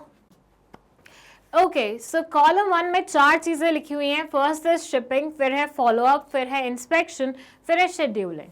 और कॉलम 2 में लिखा हुआ है fixation of time, day, date when each operation is to commence and completed. Second है art of comparing materials, products और performance with the established standards and relates to evaluation and appraisal of the work performed, describes the flow of goods and services from production to consumers. तो ये 4 option है, आप देखिए कौन सा किसके साथ मैच करता है, बताइए। आप चाहें तो स्क्रीनशॉट ले सकते हैं या फिर पॉज करके भी इस क्वेश्चन का आंसर अटेम्प्ट कर सकते हैं। देखिए शिपिंग, फॉलोअप, इंस्पेक्शन, शेड्यूलिंग। सबसे पहले ना रिलेट करने की कोशिश करो कौन सा किसके साथ बैठ सकता है। शिपिंग का मतलब क्या होता है? मतलब शिप चल रही है, अब चल रही है तो कुछ गुड्स उसके ऊपर होंगे, कहीं से कहीं तक पहुंच रहे होंगे, मतलब कहीं से गुड्स भेजे गए होंगे और कहीं रिसीव हो रहे होंगे, राइट। सो शिपिंग में कहीं आपको मूवमेंट वाली बात आ रही है क्या इस वाली तरफ से? तो यस, ये एक पॉइंट है जहाँ पे describes the flow of goods and services from production to consumers. यहाँ पे शिपिंग वाली लाइन आ रही है कि मतलब गुड्स एक प्लेस से दूसरी प्लेस में मूव कर रहे हैं। चलिए बहुत बढ़िया, इसको हमने कनेक्ट कर दिया इससे। फिर हम बात करें ये वाले फर्स्ट की, fixation of time date day when each operation is to commence and completed. तो ये शेड्यूलिंग नहीं लग रहा आपको? टाइम फिक्स करना, शेड्यूल ही तो सेट करते हैं ऐसे हम। अब हम दो के बेसिस पे देखते हैं कि क्या कोई ऐसा आंसर है जिसमें ये दोनों एज इट इज लिखे हों। तो फर्स्ट को 4 से रिलेट करना है और बीच वाले दो अभी हमने नहीं देखे हैं, हम फोर्थ वाला देख रहे हैं, 1 से रिलेट हो रहा है, ठीक है। अब ऑप्शंस देखो, ऐसा कोई ऑप्शन है जिसमें फर्स्ट है 4 और सेकंड लास्ट है 1? एक ही एक ऑप्शन ऐसा है, बाकी तीनों ऑप्शन डिफरेंट है। मतलब एक दो ऑप्शन अगर आपने सही बता दी तो आपको करेक्ट आंसर मिल जाएगा, क्योंकि यहाँ पे correct answer is A only. क्या समझे कि भैया अगर हमें दो चीज़ें भी अच्छे से पता लग गई हैं तो इट्स नॉट नेसेसरी आपको चारों चीज़ें पता लगानी पड़ेंगी। आप डायरेक्टली ऑप्शंस में जाके देख सकते हैं और फिर मतलब अगर आप ऐसे वाले क्वेश्चन आ गए, यूजुअली तो क्या होता है आपको कंफ्यूज करने के लिए ना दो ऑप्शंस ऐसे देते हैं जो बहुत सिमिलर होते हैं, बट यहाँ पे उन्होंने बिल्कुल क्लियर चॉइस दी है। एक ही ऑप्शन ऐसा दिया है जिसमें ये दोनों चीज़ें मैच कर रही है, बाकी दो आपको देखने की जरूरत भी नहीं है। फर्स्ट आपका क्या हो जाएगा? करेक्ट आंसर हो जाएगा। If you are sure about the other two जो आपने मार्क किए हैं वो बिल्कुल करेक्ट है तो, ठीक है। चलिए 30th क्वेश्चन है, इंटरनल एक्सपेंशन में be finance by issue of more share capital, generating funds from old profits, by issuing long term securities, all of the above. बताइए इंटरनल एक्सपेंशन को आप कैसे फाइनेंस कर सकते हैं? ज़्यादा शेयर कैपिटल इशू करके, ओल्ड प्रॉफिट से फंड्स जनरेट करके, या फिर लॉन्ग टर्म सिक्योरिटीज इशू करके, या फिर all of the above? And the correct answer is all of the above. ये सारे वेज है जिससे हम इंटरनल एक्सपेंशन के लिए पैसा इकट्ठा कर सकते हैं। 31st question, dash creates long term investment instruments through which corporate entities raise funds from the capital market? Primary market, capital market, both A and B, none of the above. Dash creates long term instruments through which corporate entities raise funds from the capital market? इस question के साथ कुछ झोलमोल है, कुछ गलत है ये question में। Dash creates long term instruments through which corporate entities raise funds from the capital market? Anyways let's see the answer. Answer is primary market. ये क्वेश्चन में कुछ है, कुछ मिस्टेक है। एनीवेज नेक्स्ट क्वेश्चन पे चलते हैं। Question 32nd, it says earlier this week the world bank release its Global Economic Prospects Report. It expects India's gross domestic product GDP to contract by 3.2% in 2020-21. There will be a moderate recovery to 3.1 growth in 2021-22. This means that 2021-2022 GDP will be less than GDP in 2019-20. To be sure, India is not the only country which will face the predicament and the East Asian region seems to be the only exception. Hindustan Times June 14, 2020 का ये clip है। Okay so बहुत सारे figures थे इसमें, बहुत सारे this years were mention. आपको यहाँ पे आइडेंटिफाई करना है environmental factors stated in the above article, social, economic, legal, technological. बस एक ही वर्ड को आपको क्या करना है, पूरे पैराग्राफ में से स्पॉट करना है, जिसकी बेसिस पे आपको आंसर मिल जाएगा। सी इतनी सारी फिगर्स ना, इतनी सारी चीज़ें फैक्ट्स ये इसलिए देते ताकि बच्चा कंफ्यूज हो जाए, उसको लगे अरे यार ये दिया हुआ ये भी दिया हुआ, मैं तो समझ में ही नहीं आएगा, पढ़ के एकदम डर जाए। बट आंसर बिल्कुल सिंपल है, आपको बस एक वर्ड स्पॉट करना and you will get your answer बहुत ईजिली। बताओ। वर्ल्ड बैंक ने global economic prospect report release की है जिसमें जीडीपी के बारे में बात हुई है और ईयर वाइज अलग अलग जीडीपी के बारे में मतलब डिस्क्रिप्शन दिया गया है। आपको बताना है कि ये एनवायरमेंटल मतलब ये कौन सा एनवायरमेंटल फैक्टर के बारे में बात हुई है ऊपर। And and the correct answer is economic. आपने जीडीपी वर्ड जैसे ही पढ़ा आपको क्लिक करना चाहिए था, इकोनॉमिक के बारे में बात हुई है। मैंने आपको बताया था इकोनॉमिक एनवायरनमेंट में आपको बस स्पॉट करना होता है, जो चीज़ें तुम इकोनॉमिक्स में पढ़ के आए हो ना वो सारे में से कोई ना कोई एक चीज़ मेंशन होगी। जीडीपी तुमने कहाँ पढ़ी है? इकोनॉमिक्स में पढ़ी है ना, फटाफट आंसर आ जाएगा और कुछ पढ़ने की जरूरत ही नहीं पड़ेगी। सारी चीज़ें बस और बस आपको कंफ्यूज करने के लिए दी हुई थी, दैट्स इट। ठीक है, ओके। 33rd क्वेश्चन है, Srishti runs a business of cosmetics. Her firm has a capital of rupees 10 lakh, out of which 6 lakh is the debt fund, sales of rupees 5 lakh, gross profit of 2 lakh and expenses of 1 lakh. She wants to calculate and find out the return on equity for the firm. After considering all the factors, she has come to the conclusion that the return on equity for the firm is dash 25%, 30%, 20%, 35%. बताइए। ये आया है थोड़ा सा calculation based question, जल्दी से पता लगाइए इस पर्टिकुलर केस में रिटर्न ऑन इक्विटी कितना आ रहा है। मैं एक बार हिंदी बता देती हूँ, कैलकुलेशन में भी टाइम लगेगा। सृष्टि एक बिजनेस रन कर रही है कॉस्मेटिक्स का, उसका फर्म का कैपिटल था 10 लाख, जिसमें से 6 लाख तो डेट फंड है। ठीक है, सेल्स है 5 लाख की, ग्रॉस प्रॉफिट इसको हुआ है 2 लाख का, जिसमें से एक्सपेंडिचर आ रहा है 1 लाख रुपए। अब उसको कैलकुलेट करना है रिटर्न ऑन इक्विटी, तो बताइए फटाफट कितना होगा, कितना परसेंटेज होगा रिटर्न ऑन इक्विटी। ओके, चलिए बताइए जल्दी से। मैं आपको फॉर्मूला बता दूं पहले, एक सेकेंड आपको थोड़ा सा और हिंट देने के लिए। Formula will be net profits after tax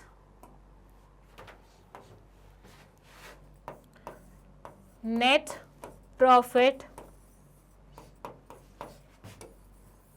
after tax upon equity into 100। बताओ, सारे फिगर्स आपको यहां पर दिए हुए हैं। पहले तो मुझे ये बताओ कि इक्विटी कैसे कैलकुलेट करोगे और नेट प्रॉफिट। चलिए मैं आपको करके दिखा देती हूँ। सो इट सेज 10 लाख रुपए टोटल फर्म का कैपिटल है, जिसमें से 6 लाख रुपए डेट है। इक्विटी कैलकुलेट करने के लिए आपको क्या करना पड़ेगा? Total capital minus date,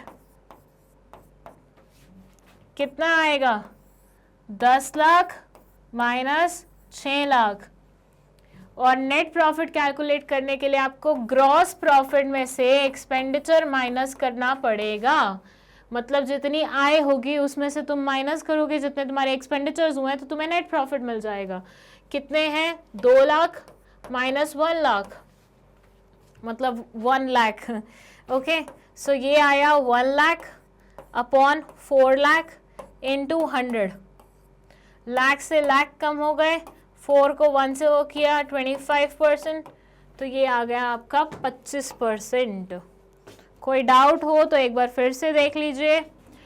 gross profit minus expenditure से आपका नेट प्रॉफिट आ जाएगा। टोटल कैपिटल में से अगर डेट का क्या अमाउंट हटा देंगे तो आपका इक्विटी आ जाएगा। तो 2 लाख में से 1 लाख माइनस किया, 10 लाख में से 6 लाख माइनस किया, आया 1 लाख अपॉन 4 लाख, और उसको मल्टीप्लाई किया 100 से परसेंटेज में कन्वर्ट करने के लिए, और लाख से लाख कट गया, 4 को 100 से वो किया तो 25% आया। And the answer will B 25% return on equity. बहुत सिंपल क्वेश्चन था। अब तुम जब कॉलेज जाओगे ना तो यही जो ये 5 लाख 4 लाख ये फिगर्स दी हुई है ना, फिर वो हो जाएंगी 43984। तो ऐसे फिगर्स को तुम्हें कैलकुलेट करना पड़ेगा। तो अभी तक तो it's a cake walk for you people. बहुत छोटू छोटू से क्वेश्चन आते हैं आज की डेट में, तो मतलब 12th क्लास में। तो चलिए नेक्स्ट क्वेश्चन है, given below are the type of financing in column 1 and their definition in column 2, match these accordingly. Column 1 में टाइप ऑफ फाइनेंसिंग दी हुई है, कॉलम 2 में डेफिनेशन दी हुई है, इनको मैच करना है आपको। फर्स्ट कॉलम में है seed financing, startup financing, first stage financing. Column 2 में है when companies have used their starting capital and need finance to start their business activities at full scale, small amount that an financing entrepreneur receives to be eligible for a startup loan, finance provided to the financing company for finishing and development of their goods and services. देख लीजिए। Okay, इसमें दिया हुआ है financing के type, obviously seed financing, startup financing, first stage financing. और यहाँ column 2 में लिखा हुआ है पहले, when companies have used their starting capital and need finance to start their business activities at full scale. Second is small amount that an financing entrepreneur receives to be eligible for a startup loan. Finance provided to the financing companies for finishing and development of their goods and services. चलिए बताइए क्या होगा इसका connection, कौन सा किसके साथ match करेगा? जल्दी बताइए कौन सा किसके साथ मैच कर रहा है। ये आपके ऑप्शंस हैं, आप देख सकते हैं।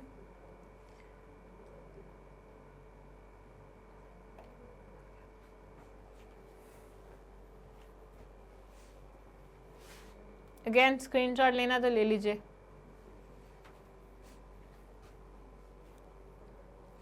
देखिए सबसे पहले जो सबसे कॉमन वाला लग रहा है वो ये है फर्स्ट स्टेज फाइनेंसिंग। इसके साथ अपन एक ऐसा क्वेश्चन देख चुके हैं मॉक टेस्ट नंबर 1 में, जिसमें कुछ आया था सीड फाइनेंसिंग और रिस्क फाइनेंसिंग के रिगार्डिंग, तो वहाँ पे मैंने थोड़ा सा आपको एक्सप्लेन किया था कॉन्सेप्ट। और यहाँ आप पढ़िए क्या लिखा हुआ है, when companies have used their starting capital and need finance to start their business activities at full scale. मतलब कंपनीज ने अपना स्टार्टिंग कैपिटल खत्म कर लिया है, अब उनको दोबारा से कैपिटल की आवश्यकता है, पैसे की आवश्यकता है, ताकि वो अपने बिजनेस एक्टिविटीज को फुल स्केल पे स्टार्ट कर सकें, राइट। तो ये सीड या स्टार्टअप फाइनेंसिंग तो होगा नहीं, क्योंकि ये तो इनिशियल लेवल वाले होते हैं, तो ये वाला इसके साथ कनेक्ट करेगा।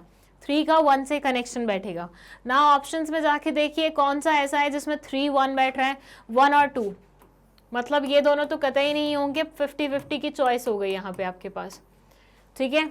अब यहाँ जाके देखिए वापस से, seed financing, seed financing, small amount that a financing entrepreneur receives to be eligible for a startup loan. Startup financing, finance provided to the financing company for finishing and development of their goods and services. Almost similar, आराम से मतलब पता चल रहा है कि ये इसके साथ कनेक्ट होने वाला है, ये इसके साथ कनेक्ट होने वाला है। अगर किसी को स्टार्टअप लोन चाहिए तो इनिशियली उनको थोड़ी सी पैसे की आवश्यकता होती है, उसको हम सीड फाइनेंसिंग बोलते हैं, पनपने के लिए, राइट।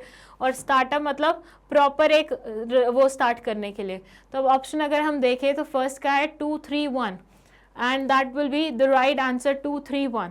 बाकी और ज़्यादा डिटेल में ना आपको ये कॉन्सेप्ट्स ना तब समझ में आएंगी जब मैं आपको सारा फाइनेंसिंग वेज बताऊंगी, क्योंकि अभी तक जो तुमने फाइनेंसिंग के वेज पढ़े हैं ना, वो तुमने बिजनेस के पर्सपेक्टिव से पढ़े थे कि बिजनेसमैन जो ऑलरेडी एग्जिस्टेंस है में है और चला रहा है अपना काम, उसके लिए अलग अलग फाइनेंस के वो होते हैं। बैंक भी उन्हें बहुत ईजिली फाइनेंस देने के लिए तैयार हो जाता है। But when it comes to entrepreneurs, जो कि एक नया आइडिया लेके आए हैं, एक यूनिक आइडिया लेके आए हैं जो कि मार्केट में पहले कभी था ही नहीं, तो मार्केट में कभी था ही नहीं, तो समबडी कांट जज कि भैया ये मार्केट में चलेगा कि नहीं चलेगा। तो बैंक वाले तो पहले ही अपना हाथ पीछे से वो कर लेते हैं कि हम तो तुम्हें पैसे नहीं देंगे। तो एंटरप्रेन्योर्स को अलग अलग तरीकों से फाइनेंस इकट्ठा करना पड़ता है, नॉर्मल बिजनेसमैन को अलग तरीकों से फाइनेंस इकट्ठा करना पड़ता है, ठीक है। तो तुमने वो पढ़ा हुआ है, ये अभी तुमने नहीं पढ़ा है, तो इसलिए बहुत जल्दी पढ़ लोगे जब मैं तुम्हें कॉन्सेप्ट वाली वीडियो दूंगी।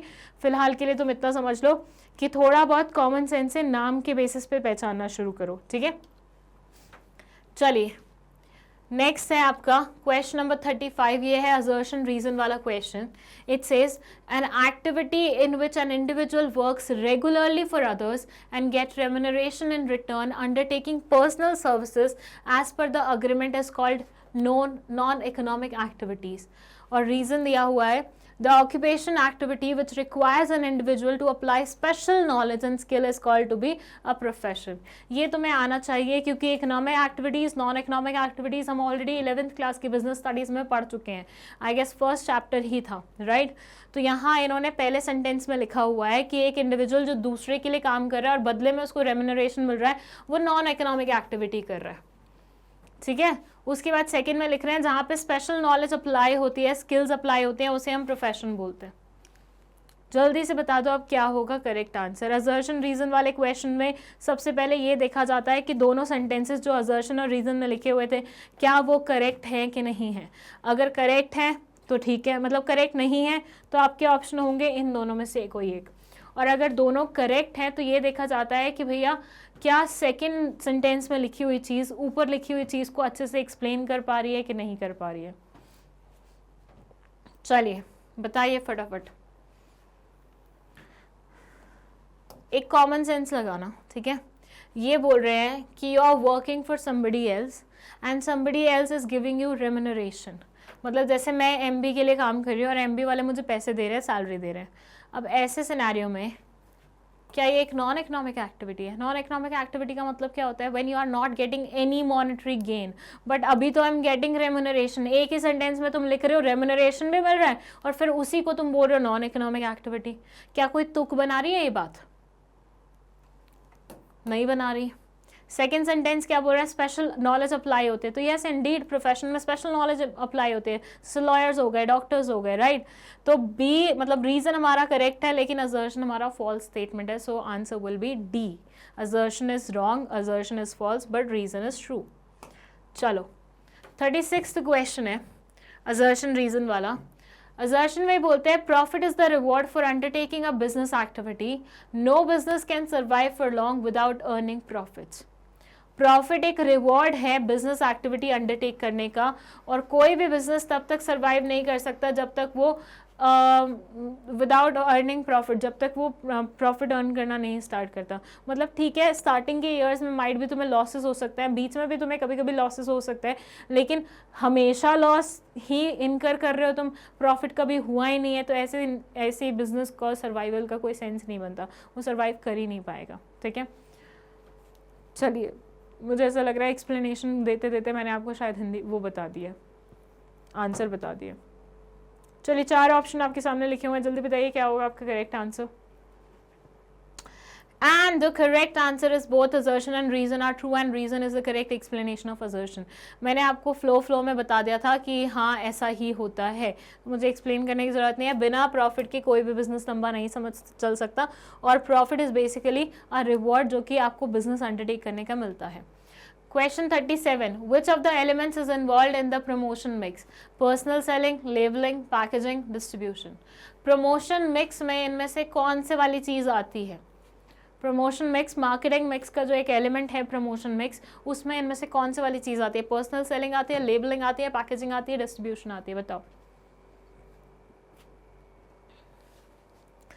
And the correct answer is personal selling. लोगों को कन्विंस करना बोल के कि हमारा प्रोडक्ट ले लीजिए, वो क्या हुआ? प्रमोशन मिक्स से तो हुआ। आप प्रमोशन में क्या करते हैं? लोगों को अट्रैक्ट करने की कोशिश करते हैं ना, so that they can by your product.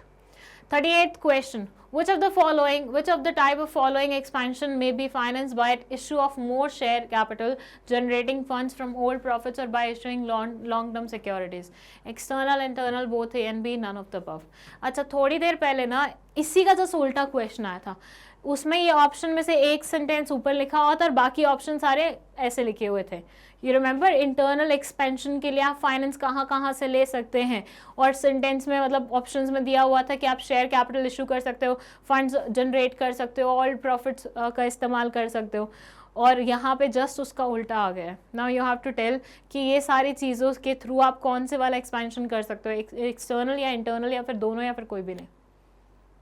अब कोई भी नहीं तो आंसर नहीं होगा, क्योंकि मैंने आपको बता दिया कि थोड़ी देर पहले हमने ऐसा ही क्वेश्चन देखा था, तो आंसर आपका तीनों में से एक होगा। And the correct answer is internal. अभी थोड़ी देर पहले ही आया था और मैंने ऑलमोस्ट आंसर ही बता दिया आपको। चलिए एनीवेज कोई बात नहीं, यू गॉट द पॉइंट ना। चलो 39th question. The inventory control technique known as dash is based on a Pareto principle. अब ये तुम्हें नहीं आएगा अनलेस एंड अनटिल तुम ये पढ़ोगे नहीं पेरेटो प्रिंसिपल होता क्या है। POR analysis, XYZ analysis, ABC analysis, या फिर नन ऑफ द अबव। सो इस पर्टिकुलर क्वेश्चन को आंसर डिस्प्ले करके मैं अभी थोड़ा टाइम के लिए स्किप कर रही हूँ, ये हम बात करेंगे जब हम वो कॉन्सेप्ट वाली वीडियो पढ़ रहे होंगे, ठीक है। सो ABC analysis is the answer, और इसको हम डिस्कस करेंगे अच्छे से जब हम कॉन्सेप्ट वीडियो बढ़ चुके होंगे, क्योंकि ये स्पेसिफिकली कॉन्सेप्ट समझने के बाद ही आएगा। 40th question. Vipul is an entrepreneur of a cosmetic company, Fame Beauty Limited.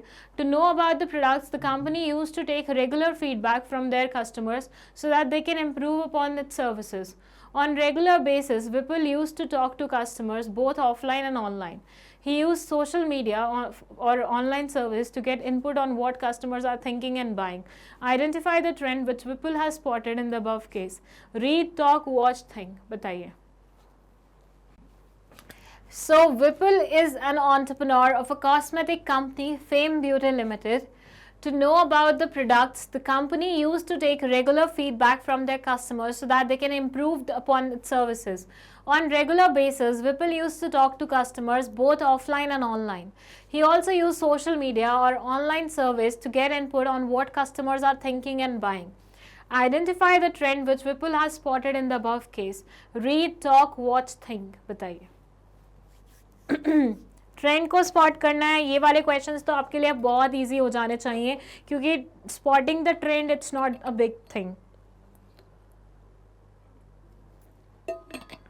सो विपुल एक एंटरप्रेन्योर है जो कि कॉस्मेटिक कंपनी चला रहा है जिसका नाम है फेम ब्यूटी लिमिटेड. ये अपने प्रोडक्ट्स के बारे में जानने के लिए, फीडबैक लेने के लिए कस्टमर्स के साथ रेगुलरली बात करता रहता है. On regular basis, Whipple used to talk to customers both offline and online. Online और offline दोनों तरीके से बात करता है. He also used social media and online service to get input on what customers are thinking and buying. ये साथ ही साथ ऐसे इंटरव्यूज वगैरह भी मतलब ऑनलाइन सोशल मीडिया के थ्रू या ऑनलाइन सर्विस के थ्रू कस्टमर्स की इच्छा जानता रहता है. यहाँ पे आपको आइडेंटिफाई करना है कि विपुल कौन से वाले ट्रेंड को फॉलो करता है. Read, talk, watch, think. बताइए.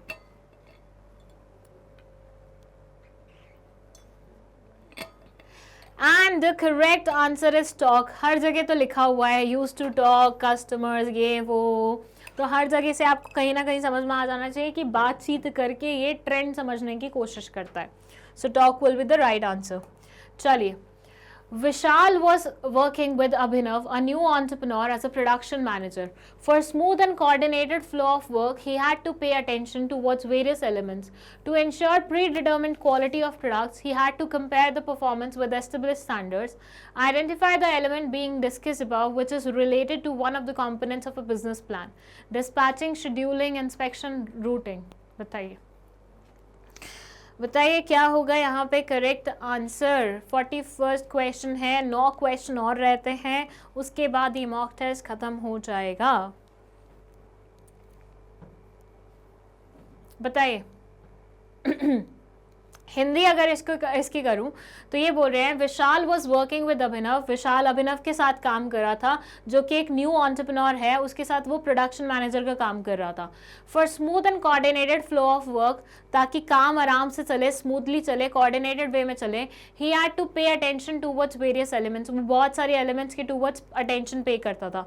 To ensure predetermined quality of products, he had to compare the products with established standards. ताकि क्वालिटी अच्छी आए प्रोडक्ट्स की जो कि पहले से उन्होंने प्लान करके रखी थी, वो एस्टेब्लिश्ड स्टैंडर्ड से परफॉर्मेंस अपनी जो हुआ करती थी उसको कंपेयर करता था. Identify the element being discussed above which is related to one of the components of business plan.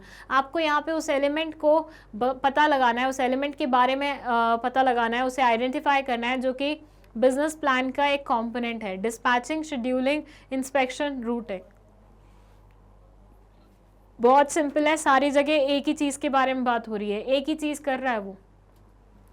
And the correct answer is inspection. आपने देखा होगा एस्टेब्लिश्ड स्टैंडर्ड से परफॉर्मेंस को मैच कर रहा है, देख रहा है सारी चीजें, तो ये क्या है? इंस्पेक्शन ही तो है. कंपैरिजन कर रहा है एस्टेब्लिश्ड स्टैंडर्ड से परफॉर्मेंस का. 42nd क्वेश्चन है dash franchisee opportunity is the most popular form of franchising.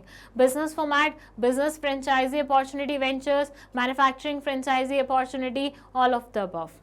Again ये भी कॉन्सेप्ट समझ आएगा तभी समझ आ पाएगा क्वेश्चन. ठीक है. सो जिन बच्चों ने बुक्स पढ़ी हुई हैं उनके लिए तो माइट भी क्वेश्चन ईजी हो, लेकिन जिन्होंने नहीं पढ़ी है अभी तक, who are waiting for my videos, तो आपको बहुत जल्दी समझ में आ जाएगा ये answer. And the correct answer is business format. ठीक है. एक्सप्लेनेशन पार्ट इसको भी थोड़ा छोड़ देते हैं. 43rd question. Who are in need of help of capital market? Industry, trade, government, all of these. Capital market की नीड किस किस को होती है? इंडस्ट्री को, ट्रेड को, गवर्नमेंट को, ऑल ऑफ दीज को. बताइए. कैपिटल मार्केट की जरूरत किस किस को होती है? 4 ऑप्शन लिखे हुए हैं, industry, trade, government, all of these. बताइए क्या होगा आपका correct answer. And the correct answer is all of the above. सबको होती है भैया, सबको पैसा इकट्ठा करना है कहीं ना कहीं. 44th question. Sohan is working with Ram, a new entrepreneur, as a marketing manager. अच्छा, फिर से वैसा टाइप का क्वेश्चन आ गया. For smooth and coordinated flow of work, he had to pay attention towards various elements. To maintain the appropriate number of sales, he had to compare various sales methods and reach out different team members. Identify and state the element being discussed above which is related to one of the components of business plan. अभी भी थोड़ी देर पहले एक question आया था इस particular concept से रिलेटेड, ये सेकेंड क्वेश्चन आ गया यहाँ पे. सोहन बेसिकली राम के साथ काम कर रहा है जो कि एक नया एंटरप्रेन्योर है, और सोहन मार्केटिंग मैनेजर के रूप में काम कर रहा है. ताकि ऑर्गेनाइजेशन ढंग से चले, स्मूथली चले, तो ये बहुत सारी चीज़ों की तरफ ध्यान लगाते हैं. To maintain the appropriate number of sales, he had to compare various sales method and reach out different team members. ताकि नंबर ऑफ सेल्स अप्रोप्रिएट रहें, उसको बहुत सारे सेल्स मेथड अपनाने पड़ते हैं और बहुत सारे team members, different team members से बातचीत करनी पड़ती है, उनको रीच आउट करना पड़ता है. आपको यहाँ पे आइडेंटिफाई करना है वो एलिमेंट जो कि बिजनेस प्लान का एक कंपोनेंट हो सकता है. Supervision, inspection, marketing, none of the above. जैसे पिछले वाले में स्टैंडर्ड्स के मतलब बेसिकली प्री डिटर्मिन्ड स्टैंडर्ड से चीज़ों को कंपेयर किया जा रहा था, वैसे ही यहाँ पे बार बार सेल्स की बात हो रही है. That's a hint. यहाँ से पहचानिए किस चीज़ के बारे में बात कर रहे हैं. And the correct answer is supervision. No, it will be marketing. ठीक है. To maintain the appropriate number of sales, he had to compare various sales method and reach out to different team members. इसमें वो basically marketing के बारे में बात करें क्योंकि बार बार सेल्स के बारे में बात हो रही है. ठीक है, तो C will be the correct answer. चलिए नेक्स्ट क्वेश्चन है 45th question. The 4 P's that make up typical marketing mix are packaging, positioning, people, politics. Price, product, promotion, place. Excuse me. Price, promotion, people, politics and price, product, politics, people. बहुत simple question है, तो बहुत ही ज़्यादा simple है. तो तुम पढ़ के आ चुके हो 12th क्लास में मार्केटिंग मिक्स वाले चैप्टर में. And the correct answer of this question is price, product, promotion, place. 4 P's पढ़े थे मार्केटिंग मिक्स में, यही थे ना. पॉलिटिक्स कहाँ से आ गया.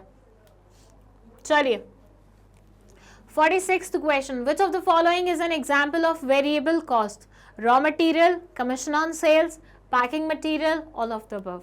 मैंने थोड़ी देर पहले आपको वेरिएबल कॉस्ट के बारे में बताया था. एक ऐसी कॉस्ट जो कि नंबर ऑफ यूनिट्स के साथ, प्रोडक्शन के साथ, प्रोडक्शन क्वांटिटी के साथ इंक्रीज और डिक्रीज होती है. सो यहाँ आपको बताना है कि वेरिएबल कॉस्ट का इनमें से कौन से वाला एग्जाम्पल है. Raw material, commission on sales, packing material, all of the above. बताइए बताइए इनमें से कोई आपको फिक्स्ड कॉस्ट दिख रही है या सारी वेरिएबल कॉस्ट है, या इनमें से कोई एक वेरिएबल कॉस्ट है. बताइए क्या होगा आपका आंसर. ओके, सो फ्लो में कभी कभी मेरे मुंह से आंसर निकल जाता है. And the correct answer will be all of the above. ये सारी की सारी वेरिएबल कॉस्ट है. Raw materials number of unit के साथ डिफर करेगी. कमीशन ऑन सेल्स, जितनी सेल्स होंगी उतना वेरी करेगा. पैकिंग मटेरियल, जितना पैक करना होगा उतना वेरी करेगा. 2 पीस पैक करने हैं, 4 पीस पैक करने हैं, 7 पीस पैक करने हैं, वेरी करेगा ना ऑब्वियसली कॉस्ट. तो सारे के सारे क्या है, हमारे वेरिएबल कॉस्ट है. अच्छा, अब आ गया है यहाँ पे एक बहुत ही ज़बरदस्त क्वेश्चन जिसके बेसिस पे 4 क्वेश्चन के तुम्हें आंसर करने पड़ेंगे. ये है तुम्हारा केस बेस्ड क्वेश्चन जिसमें एक केस स्टडी दी होगी. पहले हम वो पूरी रीड करेंगे और उसके बेसिस पे जो अगले 4 क्वेश्चन दिए होंगे उन्हें अटेम्प्ट करेंगे. ओके, चलिए शुरू करते हैं फिर. Okay, so read the following text and answer the questions based on the text. Monica has just passed her class 12th with 98% of marks. She wanted to start her own business but was unable to decide about the nature of business. She is not sure of the type of business she should start. Her friend Radhika suggested her to seek the help of professionals. One day, during the morning walk, her grandfather fell down in the park and was injured. She observed that her grandfather often forgets to take his medicines. She thought the same problem may be faced by other old people. She got an idea from her to start a business to develop an instrument for the old people that could be fitted with an electronic device connected to the mobile phones of the members of the family, which could indicate the location of the old people when they go outside their homes. This device was to be kept in their pockets. She also thought to fit a timer in the instrument that could remind the old people about the time of taking their medicines. बना दें यार, ऐसी कोई medicine वो बना देनी चाहिए. She contacted a professional as advised by her friend who asked her to pay a big amount of providing the reports and industry updates. Therefore, she decided to search for the reports and industry updates herself. She scanned the relevant information from various national and international websites. Okay, so this is the case study. पहले तो इसका screenshot ले लो या pause करके read कर लो, ठीक है. फिर इसका स्क्रीनशॉट या पॉज करके रीड करो, एंड देन इसका स्क्रीनशॉट या पॉज करके रीड करो. अब यहाँ पे मैं आपको एक और वो बताती हूँ, जैसे अभी बीच बीच में मैंने एंटरप्रेन्योरशिप में आपको 2 ऐसे आइडियाज़ बता दिए, लाइक ट्रेंड स्पॉटर बन सकते हो आप लाइफ में, या फिर कल्चरल एडवाइज़र बन सकते हो, कल्चर एडवाइज़र कुछ भी बोल सकते हैं उसको, ठीक है. यहाँ आया है तीसरे वाला, रिसर्च करना. यहाँ पे एक बहुत अच्छी चीज़ बताई हुई है कि ये जब अपनी फ्रेंड के पास गई कि मुझे रिसर्च करके बता क्या चल रहा है आजकल, इंडस्ट्रीज़ का पैटर्न क्या है, लोगों का वो क्या है, तो उस टाइम पे उस फ्रेंड ने बहुत ज़्यादा पैसे मांगे. दैट मीन्स रिसर्च वाले लोग अच्छा खासा कमा लेते हैं. एंड इसमें तो मतलब काइंड ऑफ मेरे कुछ नोन लोग भी हैं जो कि मतलब they are you know like freelancing, they are doing freelancing US companies के लिए, बाकी सब कंपनीज़ के लिए, तो डॉलर्स में कमाते हैं. तो एक एक प्रोजेक्ट से लाखों रुपए बना लेते हैं वो. मतलब मैं तो सुन के ही वो गई थी कि अरे वाह कितना सही है. मतलब अगर आपको कुछ डिफरेंट करना है और आपका इंटरेस्ट भी है उस लाइन में, you can go for that also, research thing, ठीक है, R&D. चलिए, तो यहाँ हो क्या रहा है, मोनिका बेसिकली 12th क्लास में है, 12th क्लास पास किया उसने 98% के साथ, मतलब बहुत टॉपर है इन शॉर्ट, ठीक है. तो इसको खुद का बिजनेस शुरू करना था. मुझे समझ नहीं आ रहा है सारे 12वीं पास क्यों बिजनेस शुरू कर रहे हैं, थोड़ा सा और एक्सपोजर ले लो लाइफ का. But was unable to decide about the nature of the business. But वो सोच नहीं पा रही थी कि नेचर ऑफ बिजनेस क्या होना चाहिए. अब क्या हुआ कि उसकी एक फ्रेंड थी राधिका, उसने बोला कि किसी प्रोफेशनल की हेल्प सीख कर ले. अब क्या हुआ, इसके दादाजी ना एक दिन मॉर्निंग वॉक के लिए गए. अब गए तो वहाँ पे जाके कहीं गिर गए, और फिर वहाँ से शी रियलाइज़ कि अक्सर जो बुजुर्ग लोग होते हैं वो घर से बाहर निकल जाते हैं, चले जाते हैं कहीं पे, घर वाले परेशान होते रहते हैं, मिलते नहीं हैं, गुम हो जाते हैं. और एट द सेम टाइम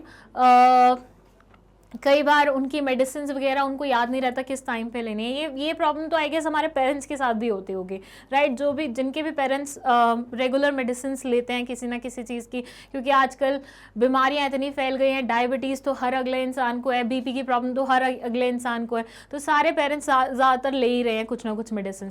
तो वो यूजुअली भूल जाते हैं, दिन की भूल जाएंगे, कभी शाम की भूल जाएंगे. लाइक माई मॉम, वो कभी कभी हम बोलते हैं मम्मी आपने आज मेडिसिन ली थी, तो शिल बी लाइक यार सुबह मैं भूल गई थी, मैं काम में बिजी थी, तो ये हो गया वो हो गया. तो ये प्रॉब्लम तो बहुत सारे लोगों को जाते हैं, यहाँ पे इसके ग्रैंडफादर को भी जा रही थी. और दूसरा वो गुम होने वाली प्रॉब्लम भी है, जो ज़्यादा एज के हो जाते हैं लोग बाग वो गुम जाते हैं कई बार. मेरे खुद के एक कज़न दादाजी के साथ ऐसा हुआ था कि वो यूजुअली अकेले ट्रैवल करते थे, बहुत बड़ी एज में भी वो मतलब सेल्फ सफिशिएंट थे, कभी किसी के ऊपर डिपेंडेंट नहीं हुए थे, ठीक है. तो ही वाज लाइक 98 ईयर्स के आसपास थे वो. एक बार अकेले ट्रैवल कर रहे थे, तो वो उस टाइम पे गुम गए, मिले ही नहीं दोबारा, ठीक है. तो फिर उस टाइम ऐसा हुआ था कि 1-2 महीने बाद आई गेस हम लोगों को वो मिले थे, जब हमने पोस्टर वगैरह छपवाए थे उनके, ढूंढा, बहुत तलाश किया, न्यूज़पेपर में वो दिए, तब जाके 2 महीने बाद हमें मिले वो. एंड उन्होंने बताया, मतलब एग्जैक्ट तो मुझे नहीं पता वो कहाँ कितना टाइम कहाँ रहे कैसे रहे, लेकिन उन्होंने बताया था कि वो ट्रेन में बंद हो गए थे.